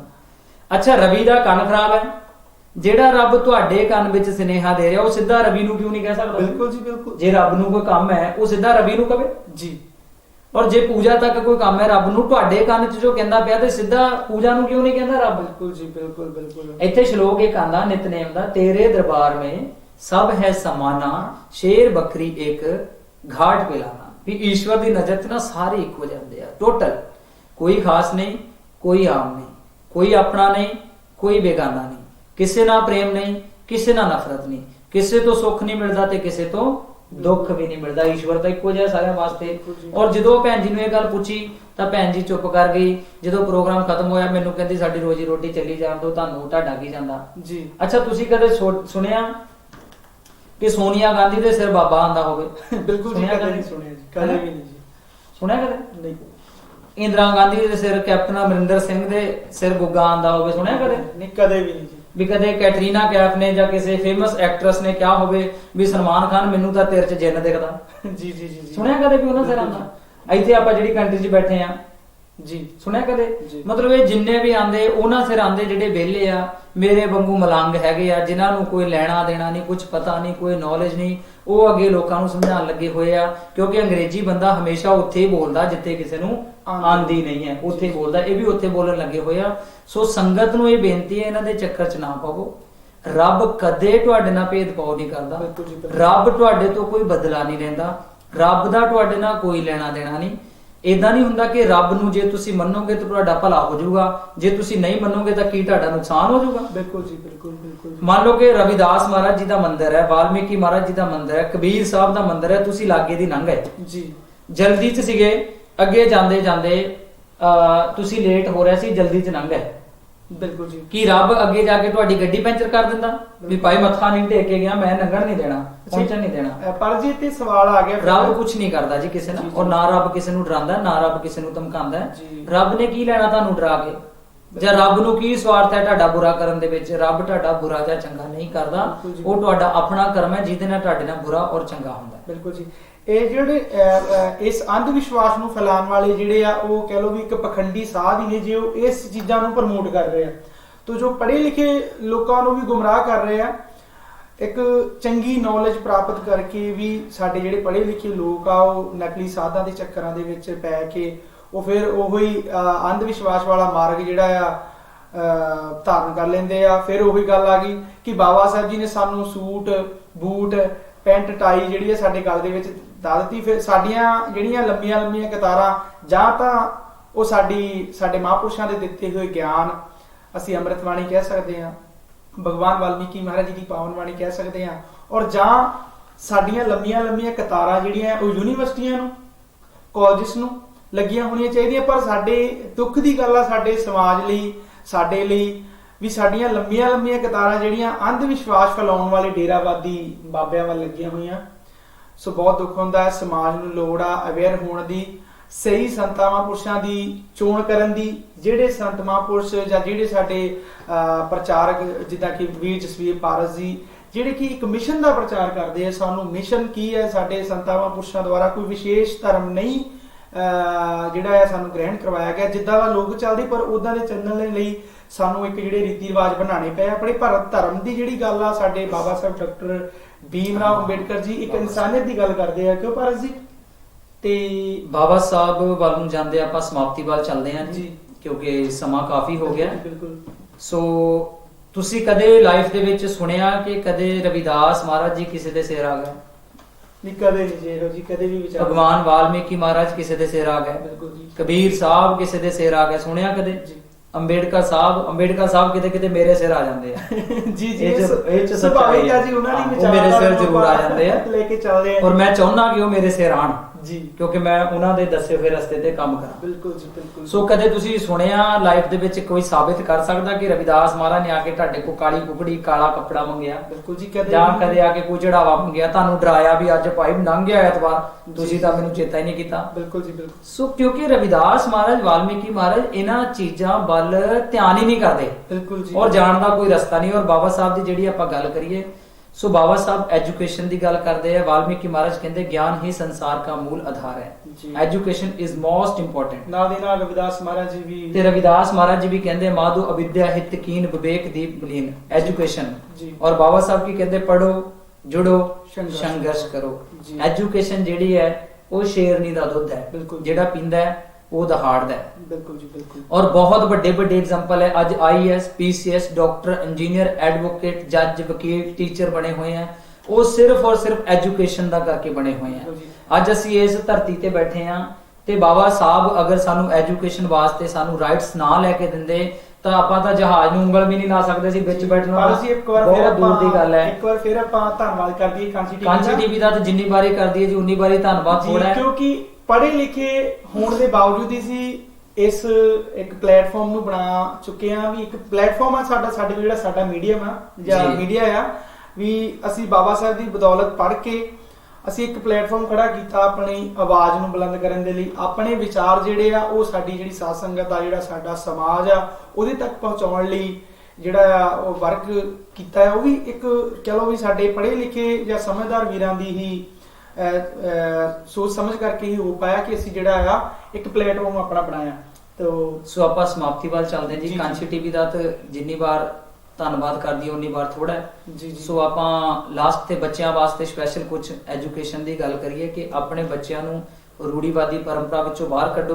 ਐਦਾਂ ਦੀ ਕੋਈ ਸ਼ਕਤੀ ਨਹੀਂ ਹੈ ਜਿਹਨੇ ਹੱਥ ਫੜਨਾ ਤੇ ਤੁਹਾਡੇ ਬੱਚਿਆਂ ਨੂੰ ਸਵਰਗਾਂ ਵਿੱਚ ਲੈ ਜਾਣਾ ਜਾਂ ਨਰਕਾਂ ਵਿੱਚ ਛੱਡ ਜਾਣਾ। ਬਿਲਕੁਲ ਜੀ, ਬਿਲਕੁਲ। ਅਗਰ ਐਜੂਕੇਸ਼ਨ ਤੁਹਾਡੇ ਬੱਚਿਆਂ ਦੇ ਕੋਲ ਹੈ ਤੇ ਤੁਹਾਡੇ ਬੱਚੇ ਨੇ ਆਟੋਮੈਟਿਕਲੀ ਸਕਸੈਸ ਹੋਣਾ ਹੀ ਹੋਣਾ ਹੈ। ਬਿਲਕੁਲ ਜੀ, ਬਿਲਕੁਲ। ਸੋ ਦੁਨੀਆ ਦੇ ਅੰਦਰ ਬਹੁਤ ਵੱਡੇ ਵੱਡੇ ਐਗਜ਼ਾਮਪਲ ਹੈਗੇ। ਕਈ ਲੋਕ ਆਫੀਸਰ ਮੈਨੂੰ ਪਰਸਨਲੀ ਜਾਣਦੇ ਆ ਜਿਹੜੇ ਐਜੂਕੇਸ਼ਨ ਦੇ ਨਾਲ ਅੱਗੇ ਵਧੇ ਔਰ ਜ਼ਿੰਦਗੀ ਨੂੰ ਕਾਬਿਲ ਬਣਾਇਆ। ਬਿਲਕੁਲ ਜੀ, ਬਿਲਕੁਲ। ਸੋ ਬਹੁਤ ਸਾਰੇ ਲੋਕ ਸਾਡੇ ਮਤਲਬ ਕਈ ਭੂਤ ਪੂਜਾ ਤੇ ਯਕੀਨ ਕਰਦੇ ਆ, ਕਈ ਨਗ ਪਾਉਂਦੇ ਆ, ਕਈ ਮੁੰਦੀਆਂ ਪਾਉਂਦੇ ਆ। ਅੰਬੇਡਕਰ ਸਾਹਿਬ ਲਿਖਦੇ ਸੀ, ਉਹਨਾਂ ਨੇ ਲਿਖਿਆ ਕਿ ਅਗਰ ਮੁੰਦੀਆਂ ਛੱਲੇ ਪਾਉਣ ਦੇ ਨਾਲ ਹੀ ਪੜ੍ਹਾਈ ਆਂਦੀ ਤਾਂ ਐਡੀਆਂ ਐਡੀਆਂ ਯੂਨੀਵਰਸਿਟੀਆਂ ਕਿਉਂ ਬਣਾਈਆਂ? ਬਿਲਕੁਲ ਜੀ। ਐਡੇ ਐਡੇ ਕਾਲਜ ਕਿਉਂ ਬਣਾਏ? Canada, America, England, Australia, Europe ਲੋਕ ਬੱਚਿਆਂ ਦੇ ਲੱਖਾਂ ਰੁਪਇਆ ਲਾ ਕੇ ਮਾਂ-ਬਾਪ ਆਪਣੇ ਬੱਚਿਆਂ ਨੂੰ ਪੜ੍ਹਨ ਵਾਸਤੇ ਭੇਜਦੇ ਆ। ਫਿਰ ਤਾਂ ਬਸ ਨਗ ਪਾ ਲਿਆ ਕਰੋ, ਲਾਲ ਨਗ 10ਵੀਂ ਪਾਸ, ਪੀਲਾ ਨਗ +2 ਪਾਸ, ਹਰਾ ਨਗ BA ਪਾਸ। ਫਿਰ ਯੂਨੀਵਰਸਿਟੀ ਨਾ ਚੇਂਜ ਕਰੋ, ਸਕੂਲ ਚੇਂਜ ਨਾ ਕਰੋ, ਫਿਰ ਨਗ ਚੇਂਜ ਕਰਿਆ ਕਰੋ। ਔਰ ਬਹੁਤ ਸਾਰੇ ਲੋਕ ਕਹਿੰਦੇ ਕਿ ਸੁੱਚਾ ਮੋਤੀ ਪਾਉਣ ਨਾਲ ਨਾ ਗੁੱਸਾ ਸ਼ਾਂਤ ਹੋ ਜਾਂਦਾ। ਬਿਲਕੁਲ ਜੀ, ਬਿਲਕੁਲ। ਇਹ ਵੀ ਸੁਣਿਆ ਨਾ, ਸੁੱਚਾ ਮੋਤੀ ਪਾਉਣ ਨਾਲ ਗੁੱਸਾ ਸ਼ਾਂਤ ਹੋ ਜਾਂਦਾ। ਤੇ ਮੈਂ ਬੇਨਤੀ ਕਰਨਾ ਚਾਹੁੰਦਾ, ਜੇ ਸੁੱਚਾ ਮੋਤੀ ਪਾਉਣ ਦੇ ਨਾਲ ਗੁੱਸਾ ਸ਼ਾਂਤ ਹੋ ਜਾਂਦਾ, ਜਿੰਨੇ ਵੀ ਟੈਰਰਿਸਟ ਹੈਗੇ ਸਾਰਿਆਂ ਦੇ ਇੱਕ ਸੁੱਚਾ ਮੋਤੀ ਫਿੱਟ ਕਰ ਦਿਓ। ਉਹਨਾਂ ਨੂੰ ਫੜੋ, ਸਜ਼ਾ ਨਾ ਦਿਓ, ਸੁੱਚਾ ਮੋਤੀ ਫਿੱਟ ਕਰ ਦਿਓ ਵੀ ਚਲੋ ਭਾਈ ਗੁੱਸਾ ਸ਼ਾਂਤ ਹੋ ਗਿਆ। ਤੇ ਜਦੋਂ ਪੰਜਾਬ ਪੁਲਿਸ ਦੀ ਵਰਦੀ ਦਿੰਨੇ ਆ ਤੇ ਨਾਲ ਇੱਕ ਸੁੱਚਾ ਮੋਤੀ ਵੀ ਦੇ ਦਿਓ। ਬਿਲਕੁਲ ਜੀ, ਹੈਨਾ, ਵੀ ਚਲੋ ਭਾਈ ਗੁੱਸਾ ਸ਼ਾਂਤ ਹੋ ਜਾਵੇ। ਏਦਾਂ ਕੁਝ ਨਹੀਂ ਹੁੰਦਾ। ਇਹ ਸਿਰਫ ਸਾਡੇ ਜੀਵਨ ਨੂੰ ਰੂੜੀਵਾਦੀ ਬਣਾਉਣ ਦਾ ਕਰਕੇ ਇਹਨਾਂ ਚੀਜ਼ਾਂ ਦਾ ਸਾਨੂੰ ਡੁਪਲੀਕੇਟ ਸਹਾਰਾ ਦਿੱਤਾ ਜਾਂਦਾ ਹੈ। ਆਪਣੇ ਬੱਚੇ ਨੂੰ ਅਵੇਅਰ ਕਰੋ, ਅੱਗੇ ਵਧੋ। ਕੋਈ ਈਸ਼ਵਰ ਇਦਾਂ ਦਾ ਨਹੀਂ ਹੈ ਜਿਹੜਾ ਤੁਹਾਡਾ ਬੁਰਾ ਕਰਦਾ, ਜਿਹੜਾ ਇਹ ਕਹਿੰਦਾ ਤੁਸੀਂ ਮੈਨੂੰ ਮੰਨੋਗੇ ਤੁਹਾਡਾ ਚੰਗਾ ਕਰ ਦੂੰਗਾ, ਨਹੀਂ ਮੰਨੋਗੇ ਤੁਹਾਡਾ ਬੁਰਾ ਕਰ ਦੂੰਗਾ। ਕੋਈ ਦੁਨੀਆ ਤੇ ਧਰਮ ਇਦਾਂ ਦਾ ਨਹੀਂ ਹੈ ਜਿੱਥੇ ਸਿਰਫ ਜੰਮਦੇ ਹੀ ਹੈ, ਮਰਦੇ ਨਹੀਂ ਹੈਗੇ। ਕੋਈ ਦੁਨੀਆ ਤੇ ਵਿਅਕਤੀ ਇਦਾਂ ਦਾ ਨਹੀਂ ਹੈ ਜਿਹਦਾ ਸਿਰ ਨਹੀਂ ਦੁਖਦਾ, ਤਕਲੀਫ ਨਹੀਂ ਹੁੰਦੀ, ਪੇਟ ਨਹੀਂ ਦੁਖਦਾ, ਜਾਂ ਐਕਸੀਡੈਂਟ ਹੋਣ ਨਾਲ ਉਹਦੀ ਮੌਤ ਨਹੀਂ ਬਿਲਕੁਲ ਜੀ, ਹੁੰਦੀ। ਕੋਈ ਹੈ ਏਦਾਂ ਦਾ? ਸਾਰਾ ਕੁਝ ਸੇਮ ਹੈ, ਕੁਦਰਤ ਸਾਰਿਆਂ ਵਾਸਤੇ ਸੇਮ ਹੈ। ਸੋ ਕੁਦਰਤ ਨੂੰ ਪਿਆਰ ਕਰੋ, ਇਨਸਾਨੀਅਤ ਨੂੰ ਪਿਆਰ ਕਰੋ, ਬੁਰਾਈਆਂ ਤੋਂ ਬਚ ਕੇ ਰਹੋ, ਪਿਆਰ ਦਾ ਸੁਨੇਹਾ ਲੈ ਕੇ ਆਓ, ਪਿਆਰ ਦਾ ਸੁਨੇਹਾ ਦਿਓ। ਲੋਕੀ ਬਿਸਕੁਟਾਂ ਨੂੰ ਜੀ ਕਹੀ ਜਾਂਦੇ ਆ, ਤੁਸੀਂ ਇੱਕ ਦੂਜੇ ਨੂੰ ਤਾਂ ਕਮ ਸੇ ਕਮ ਕਹੋ। ਬਿਲਕੁਲ ਜੀ, ਪਾਰਲੇ ਜੀ ਕਹਿੰਦੇ ਆ ਨਾ, ਬਿਲਕੁਲ ਜੀ, ਕਦਰ ਕਰੋ। ਔਰ ਲਾਸਟ ਤੇ ਕਾਂਚੀ ਟੀਵੀ ਦੀ ਪੂਰੀ production team, special ਵਿਚੈਂਸਿਆ Italy, Shri Guru Ravidas temple ਵਿਚੈਂਸਿਆ, ਸਤਿਗੁਰੂ ਰਵਿਦਾਸ ਸਭਾ ਵਿਚੈਂਸਿਆ ਦੀ ਸਾਰੀ ਟੀਮ। ਪਿਛਲੇ ਸਾਲ ਵੀ ਇਹਨਾਂ ਵੀਰਾਂ ਨੇ ਇੱਕ ਇੰਟਰਵਿਊ ਰਿਕਾਰਡ ਕੀਤੀ ਸੀ, ਇਸ ਵਾਰ ਫਿਰ ਸੁਭਾਗੇ ਪ੍ਰਾਪਤ ਹੋਇਆ। ਸੋ ਵੱਧ ਤੋਂ ਵੱਧ ਇਹਨਾਂ ਵੀਰਾਂ ਦਾ ਸਹਿਯੋਗ ਕਰੋ, ਇਹਨਾਂ ਨੂੰ ਸਪੋਰਟ ਕਰੋ, ਫਾਈਨੈਂਸ਼ਲੀ ਹੈਲਪ ਕਰੋ, ਤਾਂ ਕਿ ਇਹ ਜਿਹੜੇ ਵੀਰ ਆਪਣੇ ਪਰਿਵਾਰਾਂ ਨੂੰ ਛੱਡ ਕੇ, ਛੋਟੇ ਛੋਟੇ ਬੱਚਿਆਂ ਨੂੰ ਛੱਡ ਕੇ ਇਹ ਜਿਹੜੇ ਪ੍ਰੋਗਰਾਮ ਰਿਕਾਰਡ ਕਰਦੇ ਆ, ਸਾਡੇ ਤੱਕ ਪਹੁੰਚਾਉਂਦੇ ਆ। ਇਹਨਾਂ ਦੀਆਂ ਵੀ ਕੁਝ ਪਰਿਵਾਰਿਕ ਜ਼ਿੰਮੇਵਾਰੀਆਂ, ਅਗਰ ਅਸੀਂ ਉਹਨਾਂ ਜ਼ਿੰਮੇਵਾਰੀਆਂ ਨੂੰ ਆਪਣੀਆਂ ਜ਼ਿੰਮੇਵਾਰੀਆਂ ਸਮਝ ਲਈਏ ਤਾਂ ਮੈਨੂੰ ਲੱਗਦਾ ਕਿ ਇਹਨਾਂ ਦਾ ਜਿਹੜਾ ਬੋਝ ਜ਼ਿੰਮੇਵਾਰੀ ਆ ਉਹ ਘਟ ਜਾਊਗੀ, ਉਹ ਵੰਡੀ ਜਾਊਗੀ ਸਾਰਿਆਂ ਦੇ ਨਾਲ। ਇਹ ਆਪਣੀ ਰਿਸਪੌਂਸਿਬਿਲਟੀ ਹੈ। ਕਾਂਚੀ ਟੀਵੀ ਦਾ ਬਹੁਤ ਬਹੁਤ ਧੰਨਵਾਦ। ਜੈ ਵਾਲਮੀਕੀ, ਜੈ ਗੁਰੂਦੇਵ, ਜੈ ਭੀਮ, ਜੈ ਭਾਰਤ। ਇਹ ਸੀ ਸਾਡੇ ਨਾਲ ਵੀਰ ਜਸਵੀਰ ਪਾਰਸ ਜੀ, ਇੰਡੀਆ ਤੋਂ, ਜੋ ਹਰੇਕ ਸਾਲ ਇੱਥੇ ਯੂਰਪ ਟੂਰ ਤੇ ਆਉਂਦੇ ਆ। ਸੋ ਅਸੀਂ ਇਹਨਾਂ ਦੇ ਨਾਲ ਵਿਚਾਰ ਕੀਤੇ ਅੰਧ ਵਿਸ਼ਵਾਸ ਬਾਰੇ। ਸੋ ਮੇਰੀ ਪੂਰੇ ਸਮਾਜ ਨੂੰ ਕਾਂਚੀ ਟੀਵੀ ਦੇ ਮਾਧਿਅਮ ਤੋਂ ਇਹ ਬੇਨਤੀ ਆ ਕਿ ਆਪਾਂ ਪੂਰੇ ਇਸ ਜੋ ਅੰਧ ਵਿਸ਼ਵਾਸ ਹੈ ਇਹਦੇ ਚੋਂ ਨਿਕਲੀਏ। ਸਾਡਾ ਪੜ੍ਹਿਆ ਲਿਖਿਆ ਵਰਗ ਜਿਹੜਾ ਆ ਇਸ ਅੰਧ ਵਿਸ਼ਵਾਸ ਦੇ ਵਿੱਚ ਫਸੀ ਜਾ ਰਿਹਾ। ਸੋ ਮੈਂ ਬੇਨਤੀ ਕਰਾਂ ਕਿ ਆਪਾਂ ਸਹੀ ਸੰਤਾਂ ਦੀ ਚੋਣ ਕਰੀਏ, ਸਾਡੇ ਸਹੀ ਮਿਸ਼ਨਰੀ ਪ੍ਰਚਾਰਕ ਜੋ ਸਾਨੂੰ ਸਹੀ ਗਾਈਡੈਂਸ ਦਿੰਦੇ ਆ, ਸਾਡੇ ਮਿਸ਼ਨ ਦੇ ਨਾਲ ਜੋੜਦੇ ਆ, ਅਸੀਂ ਉਹਨਾਂ ਦੇ ਨਾਲ ਹੀ ਜੁੜੀਏ। ਔਰ ਜੋ ਸਾਡੇ ਸਮਾਜ ਨੂੰ ਜੋ ਨਾਅਰੇ ਦਿੱਤੇ ਗਏ ਆ, ਜੈ ਗੁਰਦੇਵ, ਜੈ ਵਾਲਮੀਕੀ, ਜੈ ਭੀਮ, ਇਹਨਾਂ ਨਾਅਰਿਆਂ ਨੂੰ ਬੁਲੰਦ ਕਰਦੇ ਹੋਏ ਅਸੀਂ ਜਿਹੜੀ ਆਪਣੇ ਸਮਾਜ ਪ੍ਰਤੀ ਅਵੇਅਰ ਹੋ ਕੇ, ਆਪਣੇ ਸਮਾਜ ਪ੍ਰਤੀ ਜਾਗਰੂਕਤਾ ਰੱਖ ਕੇ ਆਪਣੇ ਸਮਾਜ ਲਈ ਕੰਮ ਕਰੀਏ। ਸੋ ਮੈਂ ਧੰਨਵਾਦ ਕਰਦੇ ਹਾਂ ਕਾਂਚੀ ਟੀਵੀ ਇਟਲੀ ਦਾ, ਔਰ ਇਹਨਾਂ ਦੇ ਨਾਲ ਹੀ ਸ਼੍ਰੀ ਗੁਰੂ ਰਵਿਦਾਸ ਸਭਾ ਵਿਚੈਂਸਾ ਇਟਲੀ, ਜਿੰਨੀ ਵੀ ਪ੍ਰਬੰਧਕ ਕਮੇਟੀ ਹੈ ਇਸ ਗੁਰਦਰਬਾਰ ਦੀ। ਸੋ ਸਾਰਿਆਂ ਦਾ ਹੀ ਮੈਂ ਥੈਂਕਸ ਕਰਦਾ। ਤੇ ਵੀਰ ਜਸਵੀਰ ਪਾਰਸ ਜੀ ਇੰਡੀਆ ਤੋਂ ਆਏ, ਇਹਨਾਂ ਦਾ ਵੀ ਮੋਸਟ ਵੈਲਕਮ। ਔਰ ਜਿੰਨੇ ਵੀ ਵੀਰ ਇਸ ਕਾਂਚੀ ਟੀਵੀ ਇਟਲੀ ਦੇ ਵਿੱਚ ਕੰਮ ਕਰ ਰਹੀ ਹੈ, ਜਿੰਨੀ ਵੀ ਟੀਮ, ਸਾਰਿਆਂ ਦਾ ਹੀ ਬਹੁਤ ਬਹੁਤ ਧੰਨਵਾਦ। ਆਏ ਸਾਲ ਜਿਹੜੇ ਸਾਡੇ ਪ੍ਰਚਾਰਕਾਂ ਨੂੰ ਮਿਲਦੇ ਆ ਔਰ ਉਹਨਾਂ ਦੀ ਆਪਣੇ ਇੱਕ ਆਪਣੇ ਮੀਡੀਆ ਦੇ ਮਾਧਿਅਮ ਰਾਹੀਂ ਉਹਨਾਂ ਦੇ ਵਿਚਾਰ ਲੈਂਦੇ ਆ, ਸਮਾਜ ਪ੍ਰਤੀ ਜੋ ਦੁੱਖ ਹੁੰਦਾ ਹੈ ਵਿਚਾਰਾ ਕਰਦੇ ਆ, ਸਮਾਜ ਨੂੰ ਅਵੇਅਰ ਕਰਨ ਦੇ ਲਈ। ਸੋ ਲਾਸਟ ਵਿੱਚ ਜਸਵੀਰ ਪਾਰਸ ਜੀ ਨੇ ਗੱਲ ਕੀਤੀ ਬੱਚਿਆਂ ਬਾਰੇ। ਸੋ ਮੈਂ ਵੀ ਬੇਨਤੀ ਕਰਦੇ ਹਾਂ ਕਿ ਸਾਡਾ ਜਿਹੜਾ ਆਉਣ ਵਾਲਾ ਵਰਗ ਸਾਡੇ ਬੱਚੇ ਹੀ ਆ। ਸੋ ਅਸੀਂ ਉਹਨਾਂ ਤੇ, ਬੱਚਿਆਂ ਤੇ, ਆਪਣੇ ਤੇ ਜ਼ਰੂਰ ਕੰਮ ਕਰੀਏ। ਉਹਨਾਂ ਨੂੰ ਅਸੀਂ ਜੈ ਭੀਮ ਦਾ ਨਾਰਾ, ਜੈ ਗੁਰਦੇਵ ਦਾ ਨਾਰਾ ਜ਼ਰੂਰ ਸਿਖਾਈਏ, ਕਿਉਂਕਿ ਜੇਕਰ ਉਹ ਇਹਨਾਂ ਨਾਰਿਆਂ ਨੂੰ ਜਾਣ ਲੈਣਗੇ, ਇਹਨਾਂ ਨਾਰਿਆਂ ਨੂੰ ਬੁਲੰਦ ਕਰ ਲੈਣਗੇ, ਤਾਂ ਮੈਨੂੰ ਉਮੀਦ ਆ ਕਿ ਜੇਕਰ ਉਹ ਅੰਮ੍ਰਿਤ ਬਾਣੀ ਨਾਲ ਜੁੜ ਗਏ ਜਾਂ ਭਗਵਾਨ ਵਾਲਮੀਕੀ ਜੀ ਦੀ ਪਾਵਨ ਬਾਣੀ ਨਾਲ ਜੁੜ ਗਏ, ਸ਼ਾਇਦ ਉਹ ਇਹਨਾਂ ਅੰਧ ਵਿਸ਼ਵਾਸ ਦੇ ਚੱਕਰਾਂ ਵਿੱਚ ਕਦੇ ਵੀ ਨਹੀਂ ਫਸਣਗੇ। ਸੋ ਇੰਨੇ ਕਹਿੰਦੇ ਹੋਏ ਸਾਰਿਆਂ ਨੂੰ ਪਿਆਰ ਭਰੀ ਜੈ ਗੁਰਦੇਵ, ਜੈ ਵਾਲਮੀਕੀ, ਜੈ ਭੀਮ ਜੀ।